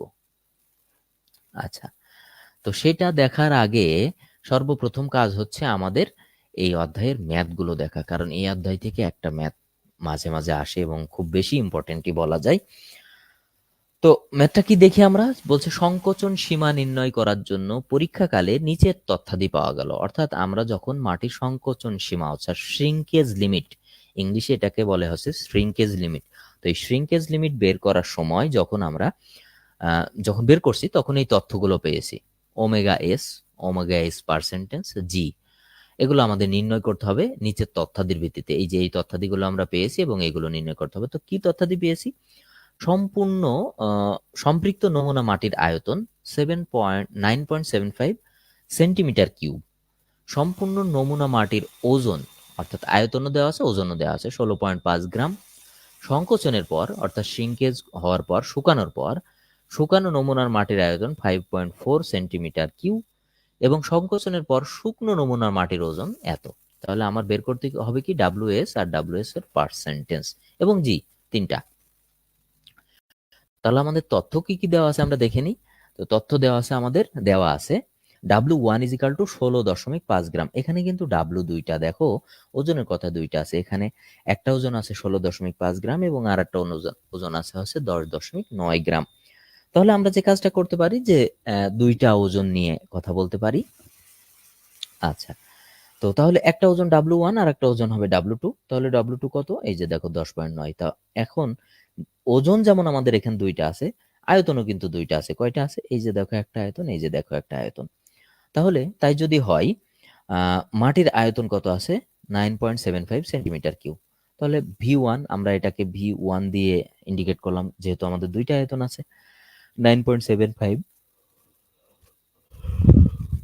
এবং V2 আমাদের দেওয়া আছে 5.4 সেন্টিমিটার কিউব। আচ্ছা, এরপর গামা ওমেগা কি আছে? 1 গ্রাম পার সিসি। এখন দেখো সমাধান। তো সমাধানটা কি? সমাধান হচ্ছে আমরা জানি সংকোচন সীমা। তো আমাদের এখানে আর একটা কথা আছে, বলছে সংকোচন সীমা নির্ণয় করার জন্য পরীক্ষাকালে নিম্নের তথ্যাদি মাপা গেছে। অর্থাৎ সংকোচন সীমা যখন আমি নির্ণয় করছি তখন এই তথ্যাদিগুলো আমরা পেয়েছি। আচ্ছা, তো এখানে ডাব্লিউএস তো আমার বের করতেই বলছে, অর্থাৎ সংকোচন সীমাটা কত। তো ডাব্লিউএস এর একটা সূত্র আছে। সূত্রটা কি? W1 minus WS minus V1 minus V2 gamma omega divided by WS. এটা হচ্ছে সূত্র। তো এখন সূত্র অনুযায়ী আমরা মান বসাবো। তো W1 এর মান কত দেওয়া আছে? 16.5 বসালাম, 16.5। ডাব্লিউএস এর মান হচ্ছে 10.9। W2 না, এটা WS হবে, সরি, 10.9 মাইনাস V1 এর মান দেওয়া আছে 9.75 এবং V2 এর মান 5.4 ইন্টু 1.0। কেন 1.0? দেখো প্রত্যেকটা মান এখানে 1.0 এর মান কি দেওয়া আছে? দেওয়া নেই, কিন্তু সব মানগুলো কোন স্কেলে আছে? সেন্টিমিটার স্কেলে আছে। আর আমি আগের পেজে কি দেখালাম যে পানির যে একক ওজন সেটা সেন্টিমিটার স্কেলে হচ্ছে 1 গ্রাম পার সিসি। এই জন্য আমরা এখানে 1 লাগিয়েছি। ডিভাইডেড ডাব্লিউএস, ডাব্লিউএস এর কত? 10.9। এই যে দেখো 10.9। এখন এটা টোটাল ক্যালকুলেশন করলে আসবে হচ্ছে এত। তো আমরা সংকোচন সীমাটা কিন্তু পেয়ে গেছি অলরেডি, ঠিক আছে। তো আমাদের জিও নির্ণয় করতে বলেছে। তো অতএব এটাকে যদি আমরা পার্সেন্টেজ আকারে প্রকাশ করি, দেখো সংকোচন সীমা এবং তার পার্সেন্টেজ বলেছে। তো পার্সেন্টেজ প্রকাশ করতে হলে কি করতে হয়?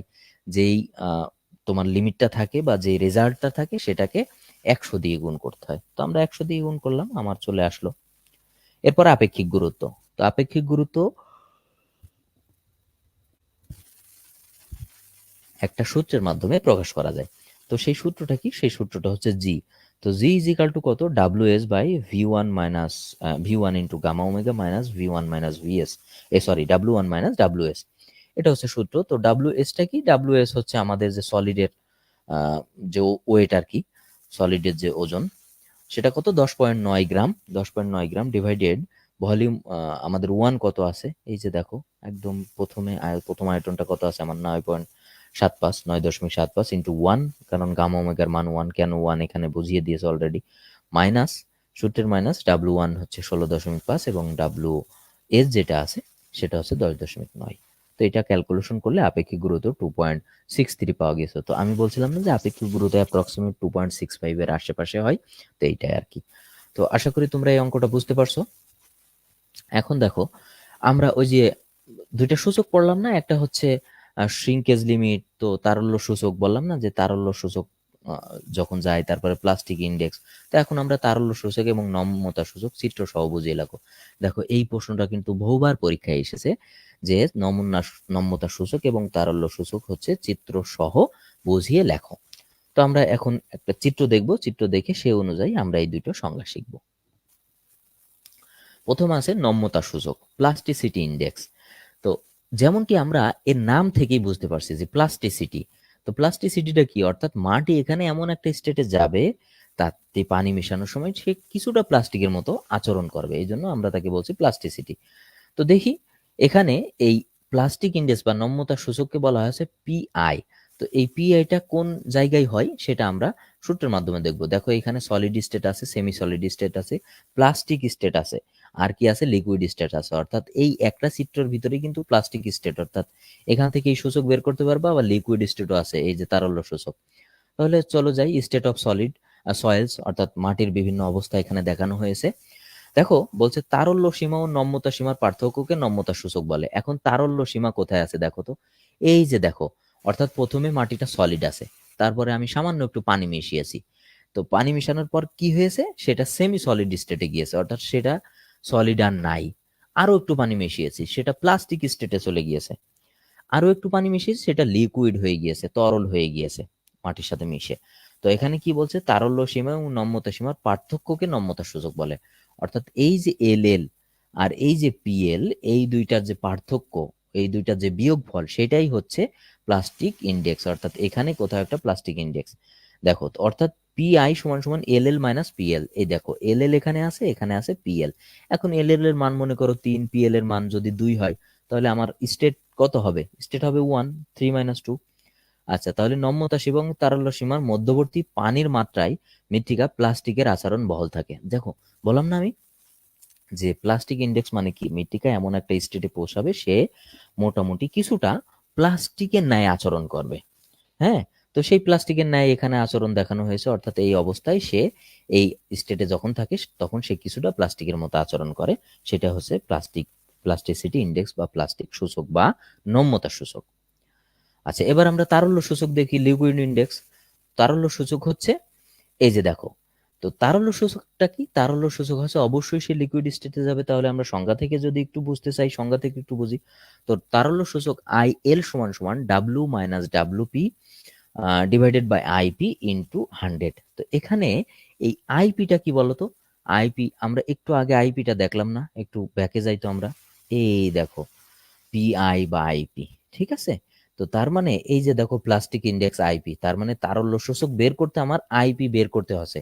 অর্থাৎ ম্যাথেও যদি এমন কোনো অবস্থা সৃষ্টি হয় যেখানে তারল্য সূচক অর্থাৎ লিকুইড লিমিট বের করতে হবে, কিন্তু আইপি এর যে মান অর্থাৎ প্লাস্টিক ইন্ডেক্সের মানটা দেওয়া নেই, তখন এই সূত্র অ্যাপ্লাই করে প্লাস্টিক ইন্ডেক্সের মানটা বের করতে হবে। তারপর তুমি এই যে লিকুইড লিমিট বা তারল্য সীমা, যে তারল্য সূচক যেটা দেখছে এটার মান বের করতে পারবা। তাহলে চলো আমরা সূত্রে চলে যাই। তো সূত্রটা বলছে IL is equal to W minus W P by IP into 100। আচ্ছা, তো এখানে প্রাকৃতিক অবস্থানে মৃত্তিকার জলীয় অংশের মাত্রা ওমেগা।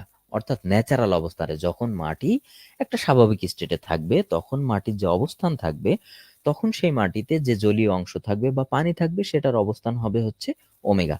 তারল্য মাত্রায় মৃত্তিকার তারল্য সূচক হবে 100%।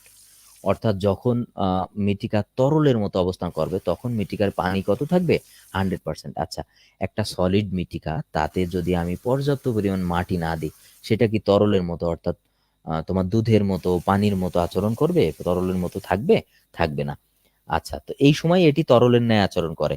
তো যখন মৃত্তিকার প্লাস্টিক লিমিট থাকে তখন এটির আইএল ইজিক্যাল টু 0 হয়। অর্থাৎ প্লাস্টিক যখন লিমিটে থাকে, যখন মৃত্তিকা লিকুইড লিমিটে থাকে। আচ্ছা, লিকুইড লিমিটে যখন থাকে তখন কি প্লাস্টিক স্টেটে মাটি থাকতে পারে, থাকে না, তখন সে আসলে প্লাস্টিকের মতো আচরণ করতে পারে না। আচ্ছা, তো এইটাকেই বলে হচ্ছে তারল্য সূচক। তো আশা করি তোমরা বুঝতে পারছো। আমরা আজকের ক্লাস মূলত এই পর্যন্তই করব। তো এরপরে আমরা পঞ্চম চ্যাপ্টারটা নেক্সট ক্লাসে দেখব। আমাদের আরেকটু লিকুইড লিমিট সম্বন্ধে পড়া আছে, আমরা সেটা বলে দিই। যে মৃত্তিকার প্লাস্টিক লিমিট অপেক্ষা কম মাত্রার পানি থাকলে তারল্য সূচক ঋণাত্মক হয়। অর্থাৎ এই যে প্লাস্টিক লিমিট, এর চেয়েও যদি কম মাত্রার পানি থাকে তাহলে তারল্য সূচক হয় ঋণাত্মক। তো তারল্য সূচকে এর চেয়েও কম মাত্রার পানি কখন থাকে, তো লিকুইড অবস্থা মানেই তো প্লাস্টিক অবস্থার থেকে সে অতিক্রম করেছে, তাই না। অর্থাৎ মৃত্তিকা কঠিন অবস্থায় থাকে, তারল্য সূচকে পানির নম্যতার অনুপাতও বলা হয়। অর্থাৎ তারল্য সূচকের অর্থাৎ লিকুইড যে ইন্ডেক্স আমরা এখানে বললাম, লিকুইড ইন্ডেক্স, এটাকে পানির নম্যতার অনুপাত বলা হয়। অর্থাৎ পানি যে নরম হয়ে যায় সেটা আনুপাতিক হারে যে অর্থাৎ নরম হয় সেটাই বলা হয় হচ্ছে তারল্য সূচক। তো আশা করি এই ক্লাসটা বুঝতে পারছো। মৃত্তিকার উদক ধর্মাবলী। তো উদক ধর্মাবলী বলতে কি বোঝো, মৃত্তিকার হচ্ছে হাইড্রোলিক প্রপার্টি। অর্থাৎ একটা মাটির যে ধরনের হাইড্রোলিক প্রপার্টি গুলো আছে, আমরা সেটা নিয়েই মূলত আজকে আলোচনা করব। তো প্রথম আমাদের যে প্রশ্ন আছে, আচ্ছা মাটির হাইড্রোলিক প্রপার্টি বলতে গিয়ে আর একটা কথা আমি বলে নিই। মাটির যে হাইড্রোলিক প্রপার্টি সেটার উপরে কিন্তু অনেকাংশে মাটির যে গুণগত বৈশিষ্ট্য সেটা নির্ভর করে, এবং এই হাইড্রোলিক প্রপার্টি নির্ণয় করার জন্য আমরা বেশ কিছু সূত্র ব্যবহার করি, যেটা আমরা ধাপে ধাপে দেখব। তো চলো প্রথম প্রশ্নটা আমরা দেখি। দেখো প্রথম প্রশ্নে আছে হচ্ছে যে অ্যালেন হ্যাজেনের সূত্রটি নোটেশন সহ লেখো। দেখো এইরকম একটা প্রথম চ্যাপ্টারে আমি তোমাদের একটা প্রশ্ন দেখিয়েছিলাম যে সূত্রটি নোটেশন সহ লেখো। তোমরা পরীক্ষার হলের প্রশ্নগুলো দেখতে পারবা, বেশিরভাগ প্রশ্নই দেওয়া থাকে যে নোটেশন সহ লেখো, অর্থাৎ এই যে এই কথাটি উল্লেখ থাকে নোটেশন সহ, এটি উল্লেখ থাকে। কেন উল্লেখ থাকে? শুধুমাত্র সূত্র লিখে দিলে অনেক সময় বোঝা যায় না যে সূত্রটা কোনটা দিয়ে কোনটা ইন্ডিকেশন করছে।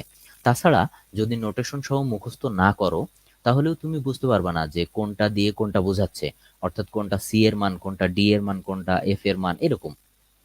তো প্রথমে আমরা অ্যালেন হ্যাজেনের সূত্রটা দেখব। অ্যালেন হ্যাজেনের সূত্র দিয়েই মূলত আমরা মাটির যে হাইড্রোলিক প্রপার্টি এটা নির্ণয় করতে পারি। তো তাহলে আমরা সূত্রটা দেখি।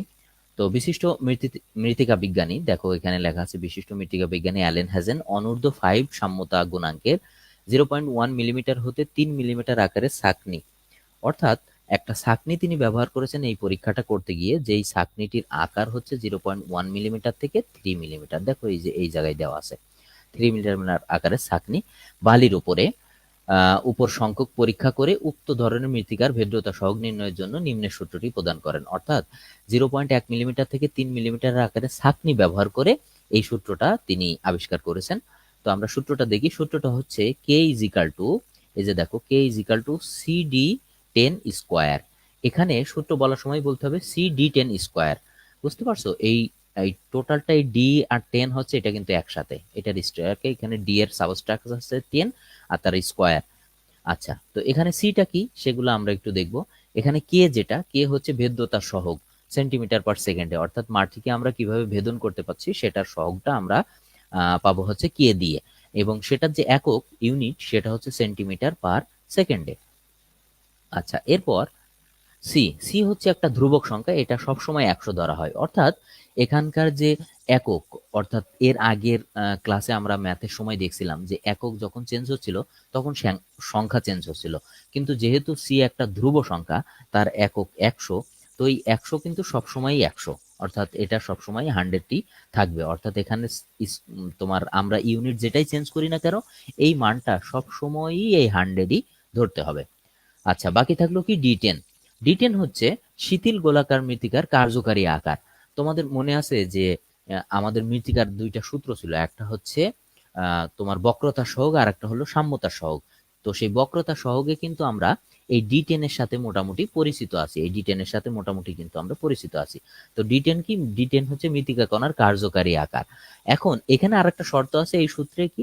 শিথিল গোলাকৃতির, অর্থাৎ যে সমস্ত কণাগুলো শিথিল হয়, অর্থাৎ নিচের দিকে পড়ে গোলাকৃতির। আমরা সচরাচর মৃত্তিকার ম্যাক্সিমাম কণাগুলো কিন্তু গোলাকৃতির ধরেই বিভিন্ন পরীক্ষা করা হয়। তো এই জন্যই এখানে তুমি যদি শিথিল গোলাকৃতি না লেখো, মৃত্তিকা কণার কার্যকারী আকার লেখো, তাও হবে, তবে এটা লেখা উত্তম। তো এই হচ্ছে অ্যালেন হাজেনের সূত্র। তো অ্যালেন হাজেনের সূত্রর আন্ডারে আমাদের একটা ম্যাথ এখন আমরা করি। দেখো এখানে বলছে একটি শিথিল ও গোলাকৃতির নমুনার কার্যকারী আকার, অর্থাৎ নমুনার মৃত্তিকার। আচ্ছা, আরেকটা কথা বলি, তোমাদের কখনো যদি এরকম দিয়ে দেয়, দেখো এই অঙ্কটায় কি লেখা আছে, একটি শিথিল ও গোলাকার নমুনার, এই নমুনা মানেই আসলে নমুনা মৃত্তিকার। তো এইটা দেখবা যে বইয়ের বেশিরভাগ জায়গায় ম্যাথ করার সময় মৃত্তিকা কথাটা লেখার উল্লেখ নাই, অর্থাৎ শুধুমাত্র এই যে তোমরা নমুনা দেখতে পাচ্ছ এই নমুনা কথাটা উল্লেখ আছে। তো নমুনা যে কথা বা মৃত্তিকা হচ্ছে একই কথা। তো একটি শিথিল ও গোলাকার নমুনার কার্যকারী আকার কত? 0.06 মিলিমিটার। অর্থাৎ এই যে মাটির আকার এটা হচ্ছে 0.06 মিলিমিটার। এখন আমরা যদি আগের সূত্র একটু বিবেচনা করি তাহলে নমুনার কণার কার্যকারী আকার কত ছিল? আমাদের কি মনে পড়ে কত ছিল? আমরা একটু দেখি তো কত ছিল। এটা ছিল হচ্ছে D10। আমরা যদি একটু অপর পেজে যাই দেখতে পারবো, এই দেখো নমুনা কণার কার্যকারী আকার। তাহলে কার্যকারী আকার কি দিয়ে প্রকাশ করছে? এই যে দেখো D10 দিয়ে। তাহলে আমরা অপর পেজে চলে যাই, তাহলে প্রকাশ করলে হচ্ছে D10। আচ্ছা, এখন অ্যালেন হ্যাজেতের ভেদ্যতা সহগের মান নির্ণয় করো। এখন অ্যালেন হ্যাজেনের সূত্রটা আমরা কি জানি? অ্যালেন হ্যাজেদের যে মূল সূত্র সেটা সূত্রটা কি? সূত্র হচ্ছে K is equal to C D 10 তার স্কোয়ার। এখন আমার তো সি পেতে হবে, তাই না? তো সিটা কি বলা আছে আগের সূত্রে, সি ইজ ইকাল টু 100, এটা হচ্ছে সবসময় সূত্রের। তাহলে আমরা সূত্রটা বুঝে দিই। এখন কে ইজ ইকাল টু, আমার তো ভেদ্যতা সহগের মান চেয়েছে, যদি আমার সি এর মান থাকতো তাহলে আমরা ডিরেকশন ওরিয়েন্ট করে এটার মান বের করতে পারতাম, আবার ডি এর মান থাকলেও ডিরেকশন ওরিয়েন্ট করতে পারতাম। কিন্তু যেহেতু সরাসরি কে এর মান চেয়েছে, তো আমরা কে তে সরাসরি আমরা সূত্রটা বসিয়ে দিতে পারি। তাহলে এখানে আমাদের কি কি দেওয়া আছে আমরা অলরেডি দেখে নিয়েছি, তারপরে একটু লিখে দিই। দেওয়া আছে D10 is equal to 0.06 millimetre সমান সমান সেন্টিমিটার। এখন প্রশ্ন হলো যে আমরা সেন্টিমিটার কেন করলাম, কারণ এই যে দেখো এই যে কে আছে না, অ্যালেন হ্যাজেনের কে, এই কে এর এককটাই হচ্ছে সেন্টিমিটার পার। এখন আমরা একটু দেখো এককটা একটু দেখে আসি, এই দেখো সেন্টিমিটার পার কিসে হয়েছে, সেকেন্ডে। এখন তাহলে এখানে আমার ডেফিনেটলি সেন্টিমিটারই লিখতে হবে, অর্থাৎ যা মান আছে সেটাকে সেন্টিমিটারে রূপান্তরিত করতে হবে। আচ্ছা, এবার সি এর মান তো 100 সব জায়গায় সমান, সি সমান সমান 100। এখন আমার কে বের করতে হবে, তাহলে কে ইজ ইকাল টু হট। এখন আমরা কি জানি, আচ্ছা পরীক্ষার হলে তোমরা ম্যাথ করার সময়, আমি ম্যাক্সিমাম বোর্ডের খাতা দেখার সময় স্টুডেন্টরা কি করে, যে এই জায়গায় এসে তারা সরাসরি এখানে লেখে যে অ্যালেন হ্যাজেনের সূত্র, অথবা আমরা জানি এটা সমান সমান এটা। না, এটা কিন্তু উচিত না। এতে কি হয় যে তোমার খাতাটা দেখতে অগোছালো লাগে, এবং যিনি এক্সামিনার আছে তিনি এটাকে গোছানো মনে করে না, অনেক সময় এই ধরনের ম্যাথে মার্ক কাটে। তো সেক্ষেত্রে তুমি সব সময় নোট ডাউন করবা। এই অঙ্কটা হয়তো ছোট, এখানে মাত্র 2টা নোট দেওয়া আছে, 3 নাম্বারটা দিয়ে তুমি সূত্র মানে ম্যাথটা সমাধান করে ফেলতে পারছো। কিন্তু কিছু ম্যাথ পাবা যেগুলো অনেকগুলো টার্ম থাকবে, যেমন দ্বিতীয় অধ্যায়ের ম্যাথ দেখার সময় গত ক্লাসে তোমাদেরকে দেখিয়েছি যে যেখানে অনেকগুলো টার্ম আছে। তো সেই অনেকগুলো টার্মের ভিতরে তুমি যদি দেওয়া আছে এইভাবে আলাদা করে না লেখো, অর্থাৎ এই সাইডটা আলাদা করে তুমি না রাখো, তাহলে কি হবে যে 10টা টার্ম থাকলে তুমি দেখা যাচ্ছে 8টা নিয়ে কাজ করছো, একটা টার্মের কথা তোমার মনেই নেই। পরে কি হচ্ছে যে অঙ্ক আর মিলাইতে পারছো না, আবার দেখা যাচ্ছে প্রবলেম হচ্ছে। এই জন্য অবশ্যই যত ছোট অঙ্কই হোক, দেওয়া আছে ডান পাশে অবশ্যই আলাদা করে লিখে নিবা। এরপর আমরা জানি,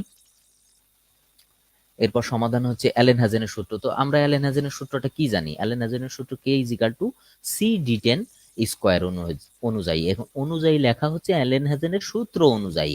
তো তোমার এত কিছু লেখা লাগবে না, তুমি এখানে সরাসরি লিখেও দিতে পারো, আমরা জানি, বাস।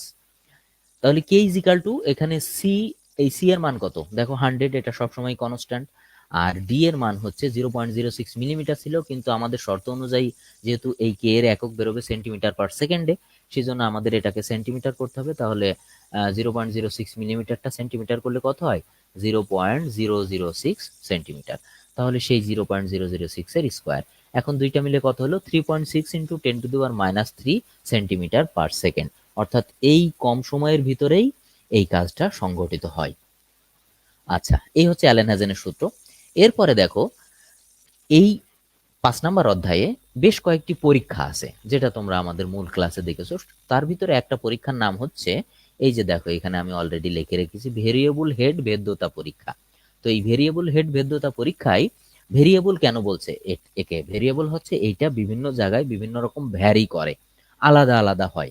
তো এই ভেরিয়েবল হেড ভেদ্যতা পরীক্ষায় ব্যবহৃত যে পারমিওমিটার আমরা ব্যবহার করি, তার অন্তব্যাস অর্থাৎ তার মাঝখানের ব্যাস হচ্ছে 5 সেন্টিমিটার, এবং খাড়া পাইপের অন্তব্যাস হচ্ছে 0.2 সেন্টিমিটার। অর্থাৎ এখানে যে দুইটা পাইপ ব্যবহার করতে হয়, একটার ভিতরের ব্যাস, অন্তব্যাস মানে ভিতরের ব্যাস, ভিতরের ব্যাস হচ্ছে 5 সেন্টিমিটার, এই যে দেখো 5 সেন্টিমিটার, এবং অন্য যে পাইপের ব্যাসটা সেটা হচ্ছে 0.2 সেন্টিমিটার। দুইটা পাইপ আমরা ব্যবহার করছি।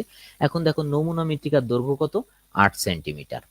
এতে 6 মিনিট হেডে 100 সেন্টিমিটার হতে 50 সেন্টিমিটারে নেমে আসে। তাহলে এখানে দেখতে পাচ্ছ, আমি যে বলছিলাম না যে দেওয়া আছে আমরা আলাদা করে লিখে নেব, এখানে দেখো বেশ কয়েকটা টার্ম আছে। আমার ব্যাস কয়টা আছে, 5 সেন্টিমিটার, একটা আছে 2 সেন্টিমিটার, অর্থাৎ ব্যাসই আছে দুইটা। মৃত্তিকার দৈর্ঘ্য একটা 8 সেন্টিমিটার দেওয়া আছে, 6 মিনিট, এখানে টাইমের কথা উল্লেখ আছে, হেড অর্থাৎ উচ্চতার কথা উল্লেখ আছে, 100 থেকে হতে 50 সেন্টিমিটারে নেমে এসেছে, কমে গেছে। তার মানে কি, এখানে বেশ কয়েকটা টার্মিনোলজি আছে। তো মৃত্তিকার ভেদ্যতা গুণাঙ্ক নির্ণয় করো। এখন এইটা কিন্তু অ্যালেন হ্যাজেনের সূত্র, ওই সি ডি10 স্কোয়ার দিয়ে এই ভেদ্যতা গুণাঙ্ক নির্ণয় করা যাবে না। এই ভেদ্যতা গুণাঙ্ক নির্ণয় করার ক্ষেত্রে আমরা আলাদা একটা সূত্র অ্যাপ্লাই করব। তাহলে প্রথমে আমরা দেখি আমাদের কি কি দেওয়া আছে তথ্য। আমাদের দেওয়া আছে হচ্ছে D is equal two 0.2 centimetre, এই যে অন্তব্যাস যেটা, সেটা D is equal two 0.2 centimetre, এবং আমাদের যে নমুনা মৃত্তিকার দৈর্ঘ্য সেটা এল ইজ ইকাল টু কত দেওয়া আছে, 8 সেন্টিমিটার দেওয়া আছে। তাহলে দুইটা টার্ম আমার নেওয়া হয়ে গেছে। তো যেটা যেটা নেওয়া হয়ে গেছে আমি সেটা সেটা একটু ক্রস দিয়ে দিই। এই দেখো এটা আমি আচ্ছা একটা নে ক্রস দিয়ে দিই আমরা। ক্রস দিয়ে দিলাম, এটা আমাদের নেওয়া হয়ে গেছে। এবং আর কোনটা নিয়েছি আমরা, এই যে 8 সেন্টিমিটারটা নেওয়া হয়ে গেছে। এখন আমাদের পরবর্তীতে কি দেওয়া আছে, এ ইজ ইকাল টু, আচ্ছা এখানে দেখো ভালো করে খেয়াল করো কি দেওয়া আছে, দেখো তো ব্যাস দেওয়া আছে।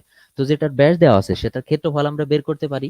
তো ব্যাস যেহেতু দেওয়া থাকে আমরা বুঝতেই পারছি বস্তুটা গোল, যে পাইপটা দেওয়া আছে সেটা গোল।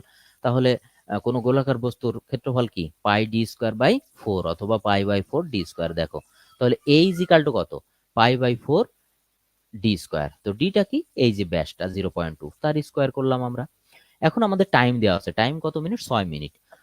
তো আমাদের এককের আগে আমরা কি দেখেছি, সেকেন্ডে পরিণত করতে হয় না? তাহলে কি আমরা মিনিটটা রাখতে পারবো?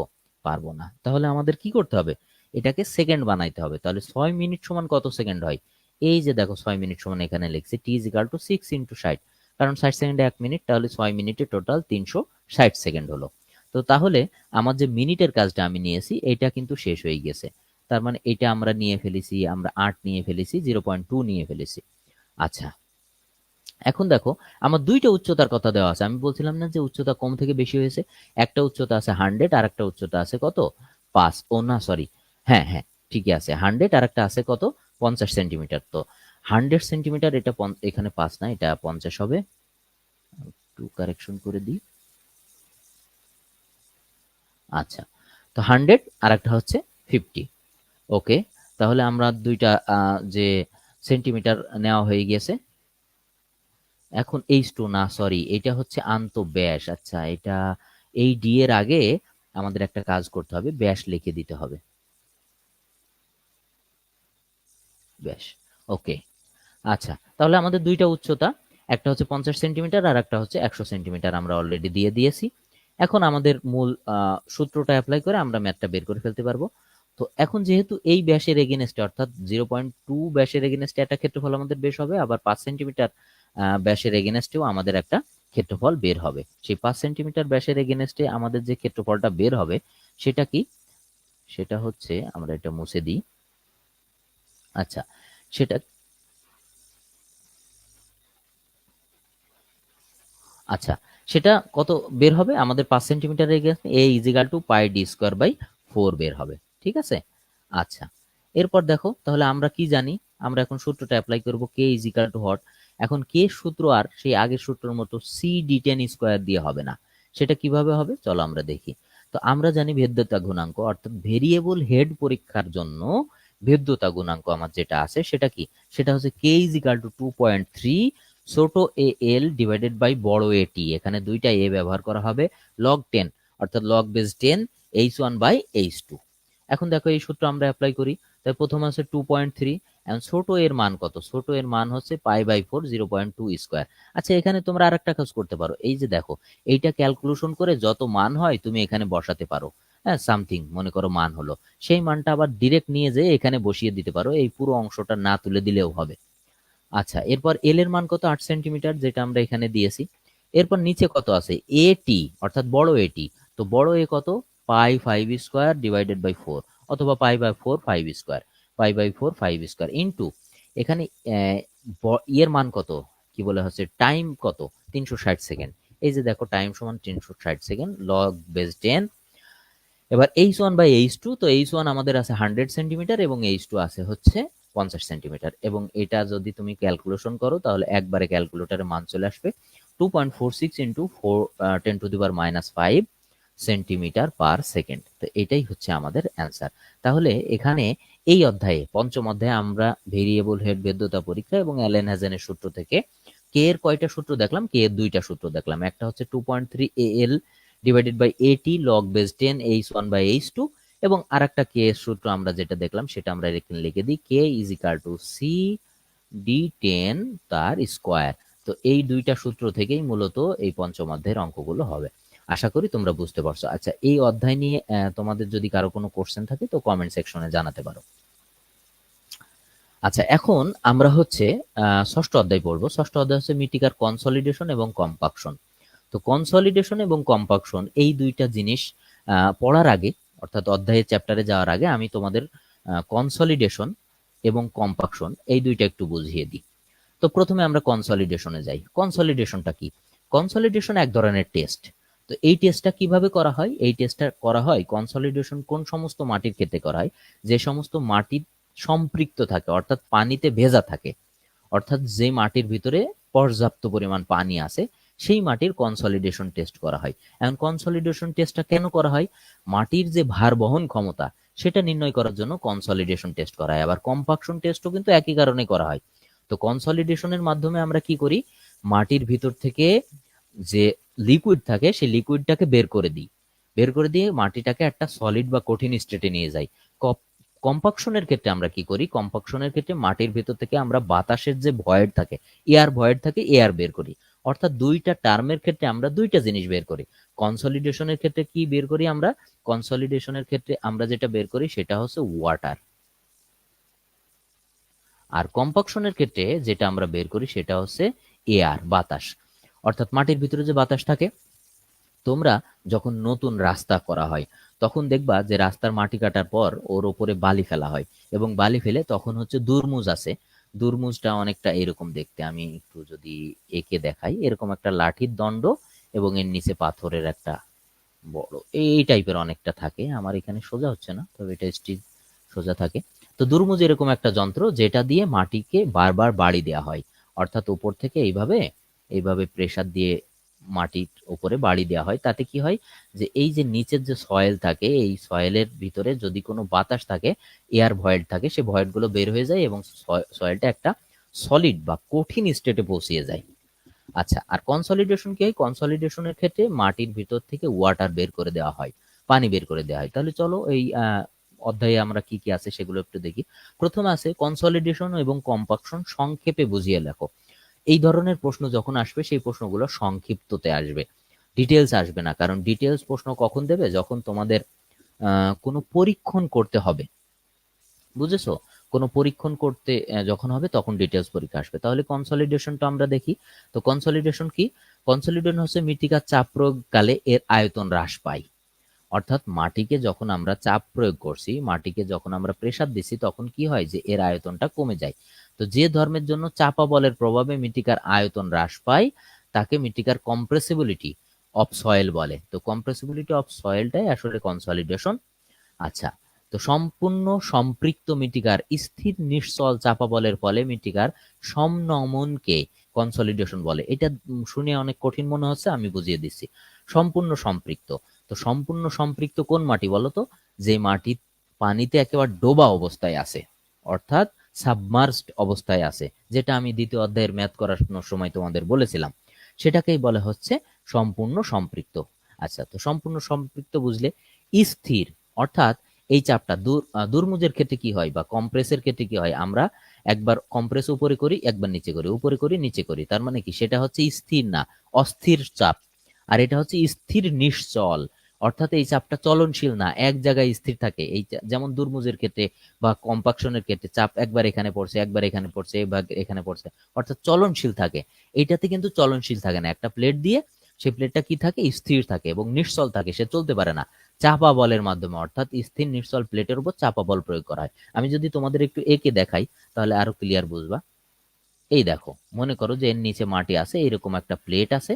তো এই প্লেটটার উপরে কি হলো? প্লেটটার উপরে লোড প্রয়োগ করা হলো, LOAD। এই প্লেটটার উপরে হচ্ছে লোড প্রয়োগ করা হলো। তো এই যে লোডটা প্লেটের উপর দেওয়া হচ্ছে, এই প্লেটটা কিন্তু স্থির আছে।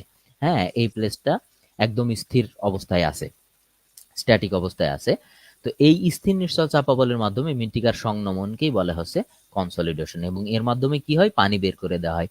কারণ কেন পানি বের করে দেওয়া হয় সেটা তো অলরেডি এখানে আলোচনায় রয়েছে, যে সম্পূর্ণ সম্পৃক্ত মৃত্তিকায়, অর্থাৎ যে মৃত্তিকার আমরা কনসলিডেশন টেস্ট করব সে আগে থেকেই পানির ভিতরে ডুবে আছে, সম্পূর্ণভাবে পানিতে ভেজা আছে। আচ্ছা দেখো, ভয়েড হতে পানি নিঃসরণের মাধ্যমে এটি ঘটে থাকে। অর্থাৎ মৃত্তিকার ভিতরে যে ভয়েড থাকে, পানি যে জায়গাটা দখল করে, সরি, প্রথম দিনে আমি ক্লাসে বলছিলাম যে পানি এবং বাতাস এই দুইটাই হচ্ছে মৃত্তিকার ভয়েড।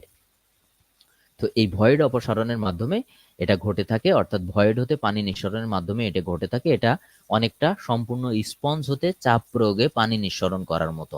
অর্থাৎ বিভিন্ন স্পঞ্জ টাইপের সামগ্রী যেগুলো, মনে করো যে ফোম আছে না, ফোম, তো ফোমের ভিতরে যদি তুমি পানি দিয়ে সম্পূর্ণ ফোমটাকে ভেজা অবস্থায় রাখো, ফোমের ওজন বেড়ে যাবে। কিন্তু যখন তুমি হাত দিয়ে ওই যে স্পঞ্জ বলের মতো করে এরকম চাপতে থাকবা, তো ওই চাপতে থাকার সময় কি হবে, ওই পানিগুলো মানে বের হয়ে যাবে। তো ঠিক এই স্থির নিশ্চল চাপা বলটা অনেকটা স্পঞ্জের মতো করে পানি নিঃসরণ করার মতো করে কাজ করে। এটা হচ্ছে কনসলিডেশন। তো আশা করি তোমরা কনসলিডেশন ভালো করে বুঝছো। তো এবার আসো কম্পাকশন। তো কম্পাকশন এবং কনসলিডেশন তো সম্বন্ধিত আগেই আমি তোমাদের একটা ধারণা ক্লিয়ার করে দিলাম। তাহলে কম্পাকশনটা কি আমরা একটু দেখি। কম্পাকশন হচ্ছে, দেখো, রোলিং বা দুরমুশ করার ন্যায় অস্থির সচল চাপা বল। আগেরটা কি ছিল বলতো? স্থির, এবং সেটা কি ছিল? সচল না, অচল। অর্থাৎ একদম থেমে থাকা। দেখো, এই যে দেখো, স্থির নিশ্চল অর্থাৎ সে চলতে পারতো না। আর এটা কি বলতো? অস্থির সচল, অর্থাৎ সে সবসময় এক স্থান থেকে অন্য স্থানে চলবে, অর্থাৎ সচল থাকবে। তো রোলিং বা দুরমুশ করার ন্যায় অস্থির বা সচল চাপা বলের প্রয়োগের ফলে মৃত্তিকার ভয়েডের বায়ুর নির্গমন ঘটে। দেখছো, ওখানে পানির কথা ছিল, আর এখানে কি কথা ছিল? বায়ুর কথা, যেটা আমি একদম প্রথমে লিখে দিয়েছিলাম যে কম্পাকশনের সময় আমরা মাটির ভিতর থেকে কি বের করি? আমরা মাটির ভিতর থেকে মূলত বায়ুর নির্গমন করি, অর্থাৎ মাটির ভিতর থেকে আমরা বের করি হচ্ছে বায়ু বের করি। তো আয়তন হ্রাস পায় বা মৃত্তিকা দৃঢ়বদ্ধ হয়। অর্থাৎ আয়তন কি কেন হ্রাস পায়? কারণ মাটির ভিতর তো বায়ু আছে। তো বায়ুটা বের করে দিলে সেই বায়ুটার যে শূন্য স্থান সেটা মাটি দখল করবে। করার ফলে কি হবে? মাটির যে আয়তন কমে যাবে। এটাকে সয়েল কম্পাকশন বলা হয়। অর্থাৎ সয়েল কম্পাকশন যে কথা, কম্পাকশন একই কথা। মাটির কম্পাকশন বৈশিষ্ট্যাদির উন্নয়নে মাটির সাথে অন্যান্য যে সকল সামগ্রী মেশানো হয়, অর্থাৎ মাটিতে ভিতরে যেন ভয়েড কমে যায় সেজন্য এর সাথে কিছু অ্যাডমিক্সার মেশানো হয়। অ্যাডমিক্সার বলতে হচ্ছে অন্যান্য উপাদান যেটা মাটি থেকে আলাদা। এই ধরনের সামগ্রীগুলোকেই অ্যাডমিক্সার বলা হয়। যে সমস্ত সামগ্রী মেশানো হয় সেই সকল সামগ্রীকে মাটির কম্পাকশন অ্যাডমিক্সার বা কম্পাকশন অ্যাডমিক্সার অফ সয়েল বলা হয়। আচ্ছা, এরপর দেখো, সচরাচর লাইম, তারপরে সিমেন্ট, বিটুমিন মাটির কম্পাকশন অ্যাডমিক্সার হিসেবে ব্যবহৃত হয়। কি কি ব্যবহৃত হয়? সচরাচর লাইম অর্থাৎ চুন ব্যবহার করা হয়, তারপর সিমেন্ট ব্যবহার করা হয়, তারপরে হচ্ছে বিটুমিন মাটির সংস্পর্শে কম্পাকশন অ্যাডমিক্সার হিসাবে ব্যবহৃত হয়। তো এই হচ্ছে মূলত কম্পাকশনের ব্যাপার স্যাপার, কম্পাকশন এবং কনসলিডেশন। আশা করি তোমরা এটা ভালো করে বুঝছো। এরপরে দেখো আমরা একটা আচ্ছা, কনসলিডেশন এবং কম্পাকশনের ফলে মাটির যেটা হয় সেটাকে বলে হচ্ছে বসন। এই যে দেখতে পাচ্ছ না, প্রশ্ন শেষে লেখা আছে বসন। তো এই বসনকে ইংরেজিতে বলা হচ্ছে সেটেলমেন্ট। অর্থাৎ মাটির সেটেলমেন্ট হয়। অর্থাৎ লোড প্রয়োগের ফলে যখন মাটির ভিতর থেকে এই যে ভয়েড দেখতে পাচ্ছ, যখন মাটির ভিতর থেকে এই ভয়েড বের হয়ে যায় তখন মাটির সেটেলমেন্ট হয়, বসন হয়। তো সেটা কিভাবে হয় আমরা দেখবো যে বসন কিভাবে হয়। এখন মনে করো যে এখানে আমার একটা মাটি আছে, আমি একটু চিত্র এঁকে তোমাদের দেখাই। এই মনে করো এরকম একটা মাটি আছে, তো মাটির ভিতরে আমি যে গোল গোল করে যেগুলো দিচ্ছি এগুলো মনে করো সলিড মাটি, বুঝছো? এগুলো সলিড মাটি। আর এই যে ফাঁকা অংশ দেখছো, এই যে ফাঁকা অংশ ডটেড, এগুলো হচ্ছে সব মনে করো তোমার হচ্ছে ভয়েড। এখন আমি কম্পাকশন করলাম, কম্পাকশন করার মাধ্যমে মনে করো যে এই মাটিগুলোর পার্টিকেল গুলো সব কাছাকাছি চলে আসলো, এরকম কাছাকাছি চলে আসলো, এদের ভিতর আর কোনো ফাঁকা নাই। তখন কি হবে? এই যে ফাঁকা স্থানগুলো, এই ফাঁকা স্থানগুলো চলে যাবে, চলে যাওয়ার ফলে কি হবে? মাটিগুলো কাছাকাছি আসবে এবং সে সংকুচিত হবে, ছোট হয়ে যাবে, বুঝছো? আচ্ছা, এবার দেখো, তাহলে একটি সম্পূর্ণ মাটির চাপ সূচক 0.28, 12 কিলো নিউটন পার বর্গ মিটার, অর্থাৎ প্রত্যেক বর্গ মিটারে 12 কিলো নিউটন চাপ প্রয়োগ করে পীড়নে ভয়েড রেশিও 2.50, বেদ্যতা সহগ 3.5 ইন্টু 10⁻⁻7 মিলিমিটার পার সেকেন্ড যদি পীড়ন 21.6 কিলো নিউটন পার বর্গ মিটার বৃদ্ধি করা হয় তবে ভয়েড রেশিও এবং বসন কত? তার মানে এখানে একটা ভয়েড রেশিও আমাদের দেওয়া আছে যেটা 12 কিলো নিউটন পার বর্গ মিটারের এগেনস্টে আছে অলরেডি। তো সেটাকেই যদি আমরা বৃদ্ধি করে 21.6 নিয়ে যাই তাহলে সেখানে আগের ভয়েড রেশিও 2.5, সেখানে কত হবে এবং তার বসন কত হবে, আচ্ছা সেটেলমেন্ট কত হবে। তাহলে এখানে আমার দুইটা টার্ম বের করতে হবে, একটা হচ্ছে ভয়েড রেশিও বের করতে হবে আর একটা কি বের করতে হবে? বসন বের করতে হবে, সেটেলমেন্ট। তাহলে আমরা বের করি। তো প্রথমে যে কাজ আমাদের যে এই ম্যাথে কি কি দেওয়া আছে সেটা আইডেন্টিফাই করা। তাহলে দেওয়া কি কি আছে আমরা দেখে নিই। দেওয়া আছে P not is equal two 12 kilo newton per বর্গ মিটার। তো পি নট কি? এই যে প্রথম চাপ পি নট 12 কিলো নিউটন। তারপরে আমরা দেব হচ্ছে পি ওয়ান। তো পি ওয়ান সমান কি? P naught plus del P. আর ডেল পিটাকে কি বলা হয় জানো? পরিবর্তিত চাপ। ডেল পি কি বলা হয়? পরিবর্তিত চাপ। এখন এখানে আমাদের পরিবর্তিত চাপের কোনটা নির্দেশ করছে? দেখো এই 21.6 নির্দেশ করছে পরিবর্তিত চাপ, তাই না? তার মানে প্রথমে আমার 12 কিলো অলরেডি আছে চাপ, তো আবার যদি আমি সেটাকে বৃদ্ধি 21.6 বৃদ্ধি করি, তাহলে 12 প্লাস 21.6 টোটাল আমার কত হয়ে গেল? 33.6 কিলো নিউটন পার বর্গমিটার।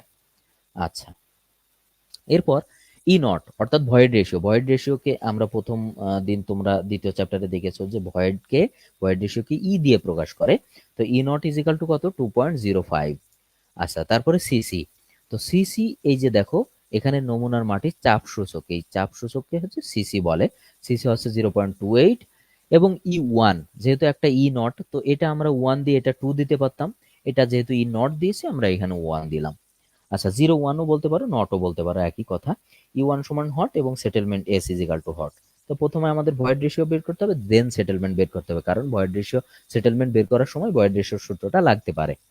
আচ্ছা, তো প্রথমে আমরা চাপ শোষক সিসি দিয়ে E naught minus E one log 10 P one by P naught, তো এই সূত্র দিয়ে আমরা সিসি বের করে ফেলি। তো তাহলে সিসি আবার এই সরি সিসি বলছি, আমাদের যে ই ওয়ান আছে ভয়েড রেশিও সেটা বের করি, তাহলে আমরা মান বসাই। তো মান সিসি এর মান কত? 0.28, যেটা অলরেডি এখানে দেওয়া আছে 0.28। এরপর ই নট, দেখো ই নট এর মান কত দেওয়া আছে? 2.05। 2.05 মাইনাস ই ওয়ান, তো ই ওয়ান এর মান কত? ই ওয়ান এর মান আমরা জানি না, তো সেই অবস্থায় রেখে দিলাম। এরপর লগ 10, তো লগ 10 হচ্ছে আমাদের সূত্রের। এখন পি ওয়ান, দেখো পি ওয়ান সমান সমান আমাদের কত বেরিয়েছে? 33.6, লিখলাম 33.6। আর পি নট, তো পি নট সমান সমান আমার কত বেরিয়েছে? 12 কিলো নিউটন পার বর্গমিটার। সেই 12 এখানে বসিয়ে দিলাম। এখন ক্যালকুলেটরে তুমি যদি সলভ ফাংশন ইউজ করো, তাহলে একবারে ই এর মান বেরিয়ে চলে আসতে পারে। অথবা আরেকটা ভাবে তোমরা করতে পারো, মনে মনে করো যে এর নিচে এক আছে, তো এক দিয়ে একে গুণ করলে একই হয়, তাহলে 0.28 দিয়ে পুরো এই অংশটাকে গুণ করে নাও, তাহলে এই অংশটা ডানে চলে গেল, এটা বামে চলে গেল। তো তারপরে হচ্ছে এটাকে ডানে নিয়ে আসো অথবা বামে নিয়ে আসো, এটাকে এর সাথে মাইনাস করো, অনেক হ্যাসেল। তুমি জাস্ট ক্যালকুলেটরের সলভ ফাংশন এখানে ইউজ করবা। আর তাছাড়া পরীক্ষার হলে তোমার ভেঙে করতে হবে, এত সময় তো তুমি পাবা না। তো সেক্ষেত্রে সলভ ফাংশন ইউজ করে এগুলো সমাধান করে ফেলবা। আর মনে রাখবা যে পরীক্ষার হলে এক্সামিনার তোমার শুধু এই অঙ্কের সঠিক অ্যান্সারটা দেখবে, বুঝেছো? এই অঙ্কে তুমি ওই ভেঙে করলে না কি করলে সে সেটা দেখবে না। এখান থেকেই সরাসরি ডিরেকশন ওরিয়েন্ট না করে তুমি সরাসরি এখান থেকে সলভ ফাংশন ইউজ করে ই ইজিক্যাল টু এই যে এইখানে যেভাবে বের করা হয়েছে ই ওয়ান ইজিক্যাল টু 1.925 বের করবা। আর ভয়েড রেশিওর কিন্তু কোনো একক হয় না, ঠিক আছে? আচ্ছা, তাহলে ভয়েড রেশিও 1.925 উত্তর। এখন আমাদের সেটেলমেন্ট হিসাব করতে হবে। তো সেটেলমেন্ট এস ইজিক্যাল টু কত? সেটেলমেন্টের সূত্র হচ্ছে H divided by 1 plus E naught CC, তারপরে log 10 P one by P naught, ধরে নিই এইচ ওয়ান একক পুরুত্বের। এখন এইচ কি এখানে কোথাও দেওয়া আছে? দেওয়া নেই, তাহলে এটা আমরা ধরে নেব একক পুরুত্বের, অর্থাৎ এইচ এর মান হচ্ছে 1। তাহলে আমরা সূত্রগুলো বসিয়ে দিই, সূত্রের মানগুলো বসিয়ে। এইচ সমান সমান 1, 1 plus E not, E not আমাদের ডানে দেওয়া আছে কত? 2.05। তারপরে আমাদের সিসি দেওয়া আছে হচ্ছে 0.2 লগ 10। এবার আমাদের পি নট দেওয়া আছে 33.6 ডিভাইডেড বাই 12। তো এটা ক্যালকুলেশন করলে কি হয় যে 0.4041 একক বাই একক পুরুত্ব। তো একক বাই একক পুরুত্ব যে কথাটা অ্যান্সারের সময় এখানে লিখেছেন না নিচে, এই যে এখানে একক বাই একক পুরুত্ব লিখে দিয়েছে, এই কথাটা তোমরা লিখবা না, কারণ তোমাদের বেশিরভাগ সেটেলমেন্টের অঙ্কেই এইচ এর মান দেওয়া থাকবে। তো এখানে জাস্ট অ্যান্সার লিখে দিলে হবে। একক পুরুত্ব কেন বলেছে? কারণ আমরা তো একক নিয়েছি, অর্থাৎ এক মান নিয়েছি, তো সেই একের এগেনস্টে এতটুকু তার সেটেলমেন্ট হয়েছে। অর্থাৎ এটা যদি 1 সেন্টিমিটার হয়, এটা হবে 0.041 সেন্টিমিটার। এটা যদি 1 মিটার হয়, এটা হবে 0.041 মিটার। এটাই তোমার এখানে একক বা একক পুরুত্ব দিয়ে বোঝাতে চেয়েছে। আচ্ছা, তো এখন আমরা সপ্তম অধ্যায়ের দিকে একটু দেখি। সপ্তম অধ্যায়ে বলছে মৃত্তিকার ভূস্তর তদন্তকরণ। অর্থাৎ প্রথম দিন ক্লাসে কিন্তু আমি বলেছিলাম যে মৃত্তিকার বিভিন্ন স্তর থাকে, সেগুলো আমি দেখিয়েছিলাম। তো সেই বিভিন্ন স্তরটা আমরা ইনভেস্টিগেশন করব, তদন্তকরণ করব। আচ্ছা, সাবসার্ভিস ইনভেস্টিগেশন অফ সয়েল, যেমন মনে করো যে কোনো একটা খুন হলে বা কোনো একটা অপরাধ হলে পুলিশে কি করে? তদন্ত করে না? তো সে আমরা এখানে এইভাবে তদন্ত করব। আচ্ছা, দেখো এখন পরীক্ষার হলে তোমার যখন এই প্রশ্নগুলো আসবে যে ভূস্তর উদ্ঘাটনের ধাপ সমূহ নিয়ে বিস্তারিত আলোচনা করো, আমরা কিন্তু এখানে অ্যানিমেশন দিয়ে দেখিয়েছি। হ্যাঁ, তো তোমাদের পরীক্ষার হলে কিন্তু তুমি এইভাবে সাজিয়ে লিখবা, বা আমাদের যেহেতু অ্যানিমেশন দিয়ে সুবিধাটা কি, যে একটা একটা করে পয়েন্ট আসলে আমরা তোমাদেরকে বলে দিচ্ছি। আর মূল ক্লাসে আমরা এইভাবে অ্যানিমেশন দিয়ে বুঝাইছি, এই জন্য মূল ক্লাসটার মতো করে রাখছি তোমাদের বোঝার সুবিধার জন্য। আচ্ছা, তো তাহলে আমরা পড়ি ভূস্তর উদ্ঘাটনের যে ধাপগুলো, সেগুলো আমরা একটু পড়ি। তো সাধারণত 3টি ধাপে ভূস্তর উদ্ঘাটন করা হয়, অর্থাৎ এই তদন্তটা 3টা ধাপে করা হয়। সেই 3টা ধাপ কি কি? প্রথম হচ্ছে পরিদর্শন, অর্থাৎ সশরীরে একটা জমি দেখতে গিয়ে সেখানে পরিদর্শন করা হয়। আচ্ছা, তো পরিদর্শনের পরে দ্বিতীয় ধাপে যে কাজটা করা হয় সেটা কি? সেটা হচ্ছে প্রারম্ভিক উদ্ঘাটন, অর্থাৎ প্রিলিমিনারি এক্সপ্লোরেশন। অর্থাৎ ওই জায়গা থেকে মাটি তো আমরা বের করব, তাই না? তো প্রিলিমিনারি, প্রাথমিকভাবে ওই মাটিটা আমরা কি করি? একটা উদ্ঘাটন করি, তুলি, এক্সপ্লোর করি। আচ্ছা, 3 নম্বরে যে কাজটা করি সেটা হচ্ছে বিস্তারিত উদ্ঘাটন, ডিটেইল এক্সপ্লোরেশন। তো এই 3টা ধাপই আমরা আলাদা আলাদা করে পড়বো। তো প্রথমেই আসবে আমাদের হচ্ছে পরিদর্শন। তো পরিদর্শনে কি করি? এটা ভূস্তর উদ্ঘাটনের কর্মসূচির প্রথম ধাপ, অর্থাৎ এই যে পরিদর্শনটা আমরা করি এটা হচ্ছে একদম ফার্স্ট স্টেপ। তো প্রকল্প এলাকার পরিদর্শন করা, অর্থাৎ যে এলাকায় আমরা কোনো একটা বিল্ডিং, ব্রিজ বা হটেবা যা কিছু নির্মাণ করি না কেন, সেই এলাকার মাটি যাচাই করার জন্য প্রথমে আমাদের সেই এলাকাটি পরিদর্শন করতে হবে। 2 নম্বর, প্রকল্প এলাকার নকশা ও অন্যান্য প্রাসঙ্গিক তথ্যাবলী সংবলিত কাগজপত্র পর্যালোচনা করা এই ধাপের অন্তর্ভুক্ত। অর্থাৎ এই যে প্রকল্প এলাকা, এই এলাকার যে নকশা এবং অন্যান্য প্রাসঙ্গিক তথ্যাবলী, সেটা কাগজপত্র দিয়ে পর্যালোচনা করতে হবে, অর্থাৎ আলোচনা করতে হবে। আচ্ছা, এই হচ্ছে পরিদর্শনের ধাপ। এরপর 2 নম্বর কি? তারপরে প্রকল্প এলাকায় ভূস্তর উদ্ঘাটনের উদ্দেশ্যকে সামনে রেখে জিওটেকনিক্যাল ইঞ্জিনিয়ার সরজমিনে পরিদর্শনের মাধ্যমে নিম্নের তথ্যাদি আহরণ করে। অর্থাৎ একজন জিওটেকনিক্যাল ইঞ্জিনিয়ার যে প্রথম পরিদর্শন করতে যাবে, অর্থাৎ ভূস্তর উদ্ঘাটনের যে প্রথম ধাপ, এই পরিদর্শন করতে গেলে তাকে প্রথমে কি খেয়াল রাখতে হবে? যে সরজমিনে পরিদর্শনের জন্য কিছু ধাপ বা কিছু টেকনিক গ্রহণ করতে হবে। সেগুলো কি কি? প্রথম হচ্ছে প্রকল্প এলাকার ভূসংস্থানিক টোপোগ্রাফিক অবস্থা, অর্থাৎ পুকুর, ডোবা, নালা, ঝর্ণা, জলভূমি ইত্যাদির অবস্থান। অর্থাৎ যে এলাকায় আমি নির্মাণ করছি সেই এলাকায় বা সেই স্থানে আগে পুকুর ছিল কিনা, ডোবা ছিল কিনা, বা তার আশেপাশে নালা আছে কিনা, ঝর্ণা আছে কিনা, বিভিন্ন জলাভূমি আছে কিনা। সচরাচর জলভূমির পাশে এগুলো করলে মাটির উপর স্তরের ভার বহন ক্ষমতা কম থাকে, তো সেক্ষেত্রে এগুলো খেয়াল রাখতে হবে। 2 নম্বর হচ্ছে প্রকল্প এলাকার নিকটবর্তী ইমারত, ব্রিজ ইত্যাদি হতে সর্বোচ্চ বন্যা সীমা। অর্থাৎ মনে রাখবা যে প্রকল্প এলাকায় যে কোনো একটা বড় ইমারত, সেটা যদি ফিক্সড হয় অথবা ব্রিজে সর্বোচ্চ বন্যা সীমা থাকে। তো সর্বোচ্চ বন্যা সীমাটা কি? সর্বোচ্চ বন্যা সীমা হচ্ছে, দেখবা মাঝে মাঝে যখন আমাদের দেশে বিভিন্ন অঞ্চলে বন্যা হয়, যেমন এবার ফেনী, তারপরে কুমিল্লা, নোয়াখালী এই অঞ্চলে যে বিশাল বন্যা হলো না, তো এটা তো সর্বোচ্চ বন্যা সীমা। অর্থাৎ মনে করো যে 10 সেন্টিমিটার পানি উঠলে বন্যা কাকে বলে? বন্যা হচ্ছে যে যখন নদীর পানি দুকুল ছাপিয়ে ফসল, জমি, বাড়িঘরের ক্ষতি সাধন করে, তখন সেটাকে বন্যা বলে। তো এই বন্যার পানি যখন সর্বোচ্চ হয়ে যায়, অর্থাৎ মনে করো আমার একটা স্কেল আছে, এরকম একটা স্কেল আছে, এই স্কেলের ওপরে পানি গেলেই আমার লোকালয়ে পানি ঢুকে যাবে। তো এটাকে আমরা বলছি হচ্ছে এইচ, তারপরে হচ্ছে এফ এল। এইচএফএল মানে কি? Highest flood level. তো হাইয়েস্ট ফ্লাড লেভেল হচ্ছে সর্বোচ্চ বন্যা সীমা। তো যখনই এর উপরে পানি চলে যাচ্ছে, তখনই কি হয়ে যাচ্ছে? ওই এলাকা প্লাবিত হয়ে যাচ্ছে, তাই না? তো এইটা হচ্ছে বিভিন্ন ব্রিজে বা বড় বড় বিল্ডিং এ ইন্ডিকেট করা থাকে, সরকারি বিল্ডিং গুলোতে। তো এটা হচ্ছে খেয়াল রাখতে হবে ওই এলাকার সর্বোচ্চ বন্যা সীমা কত।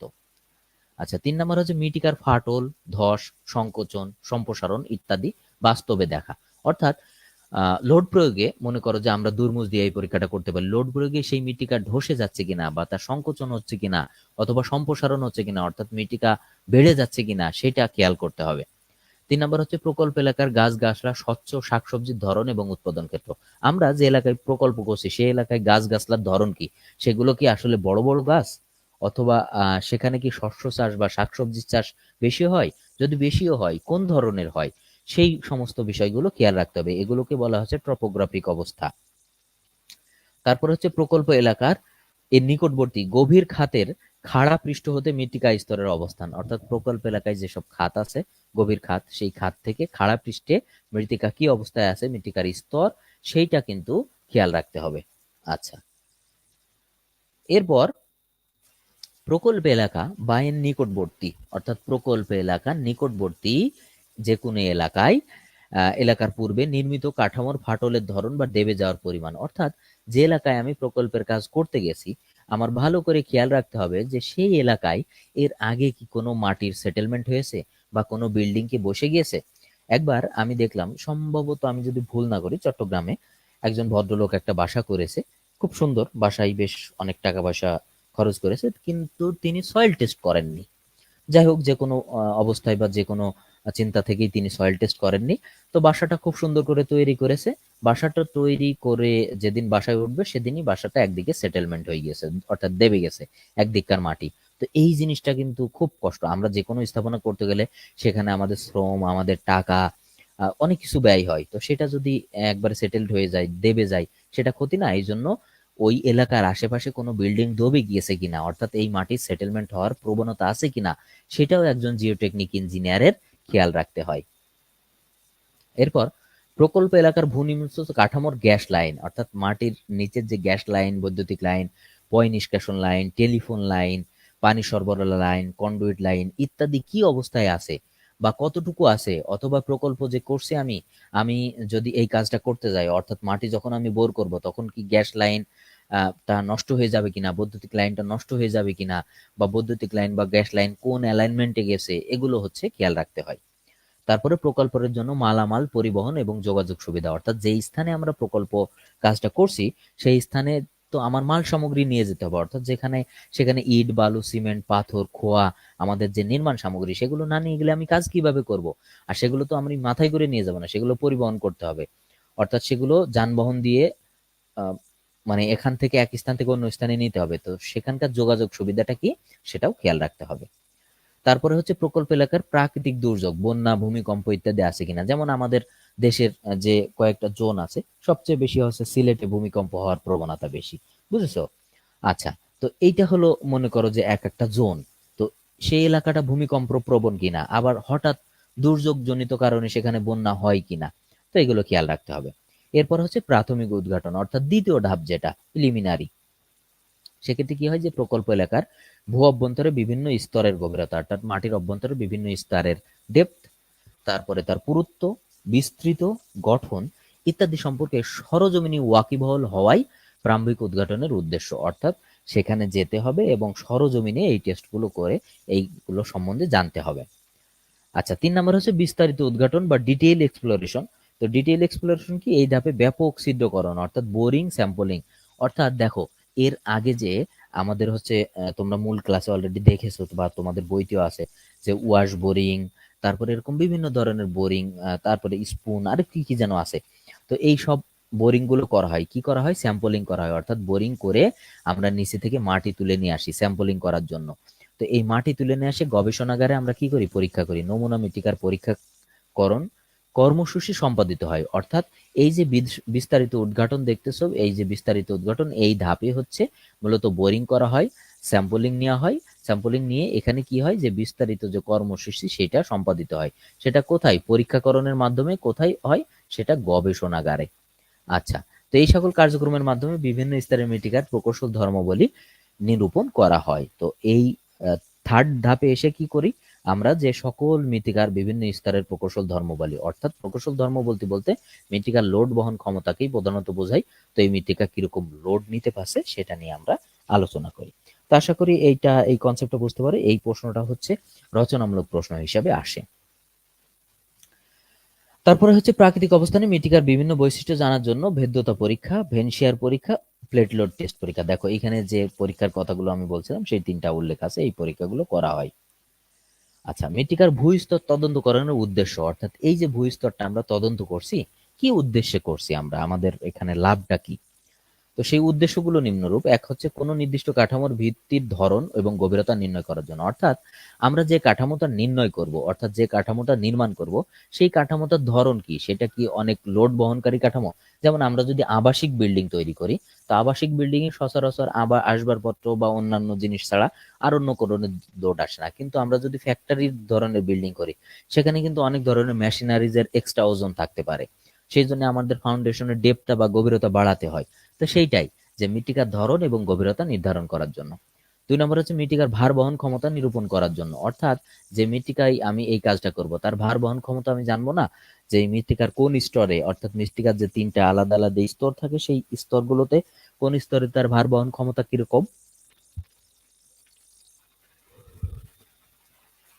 3 নম্বর হলো ভূনিম্নস্থ পানি সমতা এবং পানির গুণাবলী সম্পর্কে জানা, অর্থাৎ আমি যেই জায়গায় কাজ করছি সেখানে মাটির নিচের পানিটা কোন স্টেটে আছে এবং সেই পানির গুণাবলী সম্পর্কে জানা।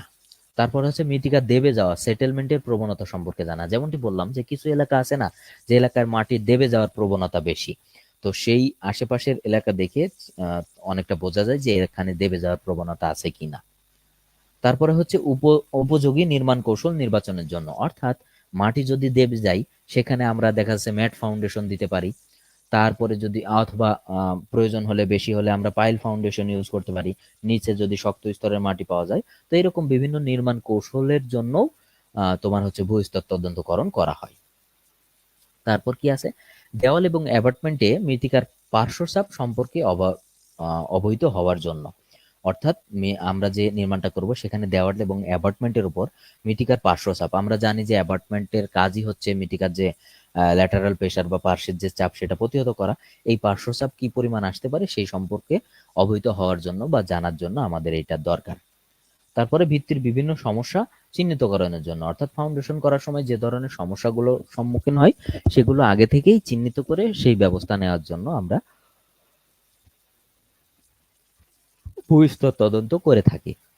আচ্ছা, এরপর হচ্ছে দক্ষ, নিরাপদ, স্বল্প ব্যয় ডিজাইন এবং নির্মাণ কৌশল প্রয়োগের জন্য, এবং আছে গবেষণাগারে প্রয়োজনীয় পরীক্ষার নিমিত্তে, অর্থাৎ গবেষণাগারের প্রয়োজনীয় পরীক্ষার জন্য প্রতিনিধিত্বকারী নমুনা সংগ্রহের জন্য, অর্থাৎ যে নমুনাটা দিয়ে আমরা গবেষণাগারে পরীক্ষা করব সেই নমুনা সংগ্রহের জন্য আমরা আসলে ভূস্তর তদন্ত করি। সবশেষে আছে প্রকল্প এলাকার বিভিন্ন অংশের মৃত্তিকার স্তর সম্পর্কে অবহিত হওয়ার জন্য। প্রথমে বলছিলাম না যে মাটির 3টা স্তর আছে সচরাচর, তো এই 3টা স্তরে হচ্ছে বিভিন্ন স্তর সম্পর্কে অবহিত হওয়ার জন্য, অর্থাৎ কোন স্তরে মাটির ভার বহন ক্ষমতা সবচেয়ে বেশি সেই স্তরে আমরা ভারটা দিতে পারি, সেইভাবে সেটা সম্পর্কে অবহিত হওয়ার জন্য মৃত্তিকা তদন্তকরণ করা হয়। আচ্ছা, এবার আমরা অষ্টম অধ্যায়ে যাই। অষ্টম অধ্যায়ে কি আছে, মৃত্তিকার পার্শ্বস্থ চাপ অর্থাৎ lateral earth pressure of soil. কিছুক্ষণ আগে আমরা পার্শ্বচাপ সম্বন্ধে পড়লাম না, যে অ্যাবাটমেন্ট যে থাকে সেই মৃত্তিকার পার্শ্বস্থ চাপ বা পার্শ্বচাপ বহন করে, তো সেটাই। তো সেটা কি, স্থির বা নিশ্চল চাপ, সক্রিয় চাপ, নিঃশেষ্ট চাপ, চিত্র সহ বুঝিয়ে রাখো। তো মৃত্তিকার যে চাপগুলো আছে বা অ্যাবাটমেন্ট বা ওয়ালের উপর যে চাপগুলো আছে সেই চাপগুলো মোটামুটি 3 প্রকার। আচ্ছা, সেই 3 প্রকারটা কি, সেই 3 প্রকারটা হচ্ছে, প্রথম হচ্ছে নিশ্চল চাপ, 2 নম্বর সক্রিয় চাপ, 3 নম্বর হচ্ছে নিঃশেষ্ট চাপ। স্থির বা নিশ্চল চাপ, অ্যাট রেস্ট প্রেসার। তো অ্যাট রেস্ট প্রেসারটা কি, দেখো প্রথমে আমরা এই চিত্রটা একটু বুঝি। এই চিত্রটা কি, দেখো এখানে রয়েছে স্থানচ্যুতিহীন অবস্থা, অর্থাৎ আমি মাটিকে যতই চাপ দিই না কেন আমার ফাউন্ডেশনটা এই অবস্থায় থাকবে, অর্থাৎ এই স্থানে স্থির থাকবে। এখন এই স্থানে দুই দিকে আমাকে মাটি প্রেসার দেবে, কি প্রেসার দেবে, নিশ্চল চাপ দেবে। এই যে ডান সাইডে, এই সাইড থেকে ডান সাইডে এবং এই সাইড থেকে বাম সাইডে, আবার এদিক থেকে ডান সাইডে এদিক থেকে বাম সাইডে, এরকম ভাবে প্রেসার ক্রিয়েট করতে থাকবে। উপরে আমার কি থাকবে, বেসমেন্টের স্ল্যাব, অর্থাৎ এর উপরেই তো আমার ফাউন্ডেশন থাকবে, তাই না। আচ্ছা, তার পাশে কি থাকবে, অ্যাবাটমেন্টের স্থানচ্যুতিহীন অবস্থা, অর্থাৎ এই অ্যাবাটমেন্ট এখান থেকে সরে যাবে না, স্থানচ্যুতি হবে না, অর্থাৎ একটা আরেকটার ভিতর আসবে না, অর্থাৎ অ্যাপার্টমেন্টের যে ক্র্যাশ করার পদ্ধতিগুলো আছে সেগুলোতে ক্র্যাশ করবে না। এটা হচ্ছে এই চিত্র। এখন এই যে বেসমেন্টের স্ল্যাব কিভাবে নিশ্চল চাপ দেয় তা তো আমরা চিত্রে দেখতেই পাচ্ছি। দেখো, যে অবস্থায় ঠেস কাঠামো দৃঢ় অবস্থায় থাকে, অর্থাৎ কোনো কিছু যদি ঠেস দিয়ে রাখা হয়, আমরা অনেক সময় কি হয় যে মইয়ে যখন আমরা উঠি তো তখন কি করি যে মইটা অর্থাৎ যে ল্যাডারটা থাকে সেটা আমরা কোনো একটা ওয়ালের সাথে ঠেস দিয়ে ধরে রেখে তারপরে উঠি। ঠিক ওরকম মাটির যে ঠেস কাঠামো দৃঢ় অবস্থায় থাকে এবং ভরাটকৃত মাটির স্থিতিস্থাপক ভারসাম্যতে থাকে। মাটির এই অবস্থাকে মৃত্তিকার নিশ্চল চাপ বলে, অর্থাৎ মাটি যে স্ট্রেট থাকে এটাকে বলা হয় মৃত্তিকার নিশ্চল চাপ। এবার দেখো সক্রিয় চাপ। তো সক্রিয় চাপ বোঝার আগে আগে সক্রিয় চাপের চিত্রটা দেখি। তো সক্রিয় চাপ কিভাবে কাজ করে, দেখো এই যে দেখো বেসমেন্ট স্ল্যাব উপরে আছে, এই এই দিকটা আছে হচ্ছে নিষ্ফল তল, যার উপরের তলটাকে বলে নিষ্ফল ওয়েজ এবং স্থানচ্যুতি, অর্থাৎ এই ডিসপ্লেসমেন্ট যদি হয় কোনো কারণে সেটা হচ্ছে এই দিকে হয়, বুঝছো, ডিসপ্লেসমেন্ট হলে কোন দিকে হয়, এই দিকে হয়। আচ্ছা, তো যখন মৃত্তিকার বা ভরাটকৃত সামগ্রীর আনুভূমিক চাপে ঠেস কাঠামো বা ঠেস দেওয়ালে ভরাটকৃত দিকের বিপরীত দিক সরে যায়, অর্থাৎ ভরাটকৃত সামগ্রীর বিস্তৃতি ঘটে। বুঝছো?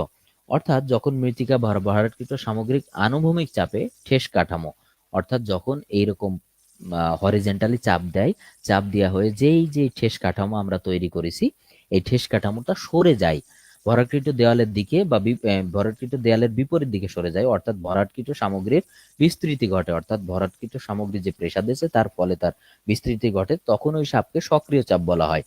এটা নম্যতা ভারসাম্যের প্লাস্টিসিটি ইকুইলিব্রিয়াম অবস্থা, অর্থাৎ এই চাপকে আমরা যখন কোন চাপকে আমরা সক্রিয় চাপ বলছি শুধু এটা জেনে নিই যে যখন ভরাটকৃত দিকের বিপরীত দিক থেকে চাপটা আসে, ভরাটকৃত দিক বিপরীত দিককে সরে যায়। আচ্ছা, তো এই সময় নিষ্ফল ওয়েজ যেটা আমরা এখানে দেখতে পাচ্ছি, নিষ্ফলের নিম্নের দিকে ধসে পড়ে, অর্থাৎ নিষ্ফল ওয়েজ কোথায় থাকে? সচরাচর এরকম উপরে থাকে, এটা হচ্ছে নিচের দিকে এরকম ধসে পড়ে। মাটির ধসে পড়া দেখো নি তোমরা? সেরকম হয়। পার্শ্বস্থ চাপ কমে যায়, এ অবস্থায় সর্বনিম্ন চাপই হয়ে যায় হচ্ছে সক্রিয় চাপ। এক্ষেত্রে দেওয়ালের একই দিকে আরো স্থানচ্যুতি হলে চাপ হ্রাস পায়। আচ্ছা, এবার দেখো নিঃশ্রেষ্ঠ চাপ। তো নিঃশ্রেষ্ঠ চাপটা অনেকটা সক্রিয় চাপের মতো অবস্থার চিত্র দিয়ে নিঃশ্রেষ্ঠ চাপ বোঝায়। তো যখন ঠেস কাঠামোর স্থানচ্যুতি ভরাটকৃত অংশের দিকে হয়, অর্থাৎ যে আনুভূমিক চাপের প্রভাবে ভরাটকৃত অংশ সংনমিত ঘটে, অর্থাৎ এই যে দেখো যে ভরাটকৃত অংশের সংনমিত হয়, মাটি একদিকে ধসে যায়, মৃত্তিকার ওই আনুভূমিক চাপকে বলা হয় হচ্ছে নিঃশ্রেষ্ঠ চাপ, অর্থাৎ সে একেবারে নিষ্ক্রিয়ভাবে চাপ থাকে এবং সেটা কোনো কাজ করে না। এখন আমরা দেখি মৃত্তিকার ভার বহন ক্ষমতা, বিয়ারিং ক্যাপাসিটি অফ সয়েল। এটা আমাদের মোটামুটি এই সাবজেক্ট লাস্ট অধ্যায়।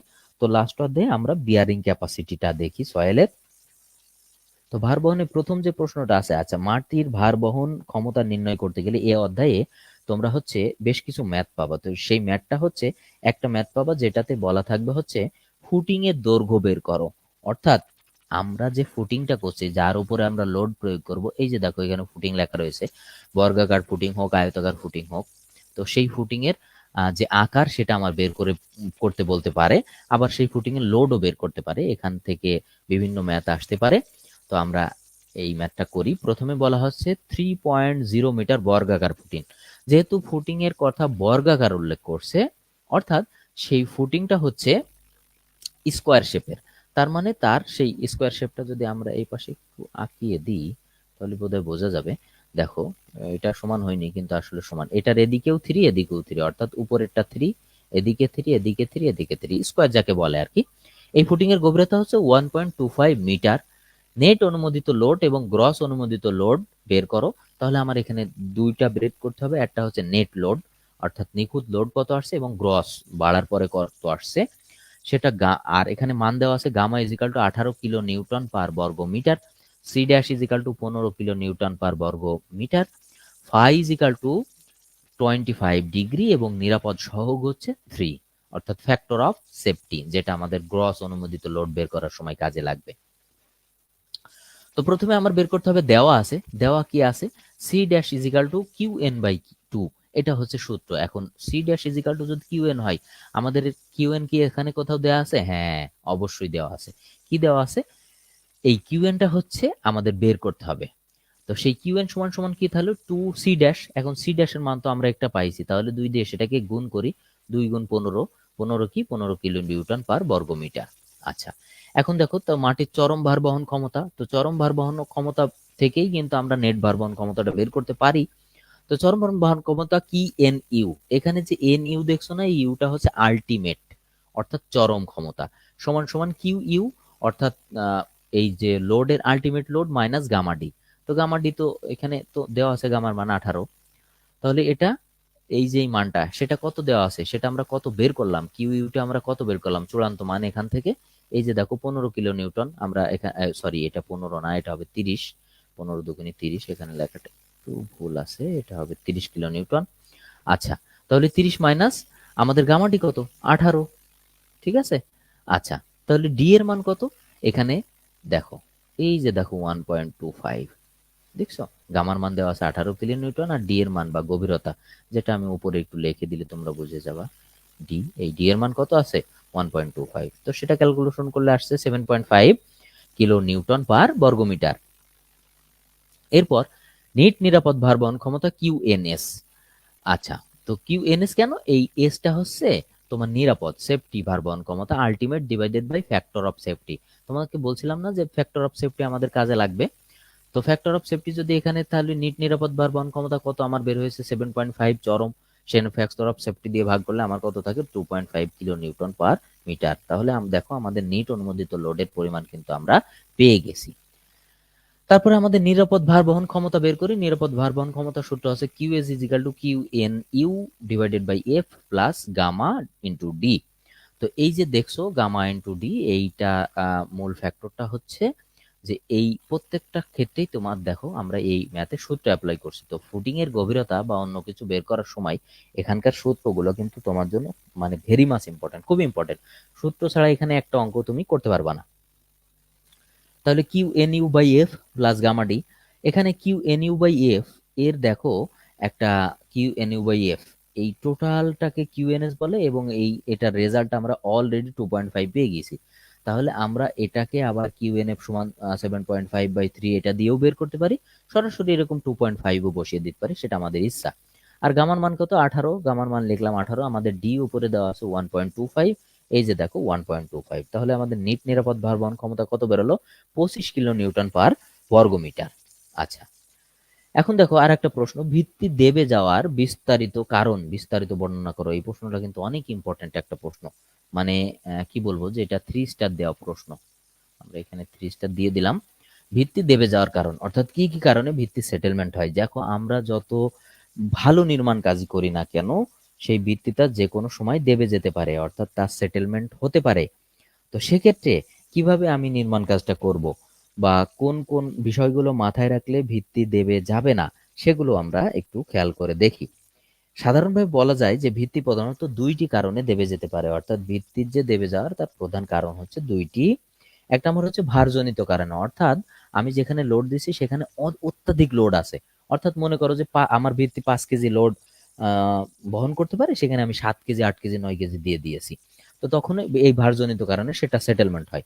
আর ভার ছাড়া অন্যান্য কারণে, তো ভার ছাড়া অন্যান্য কারণে কি হয়? Settlement due to other causes.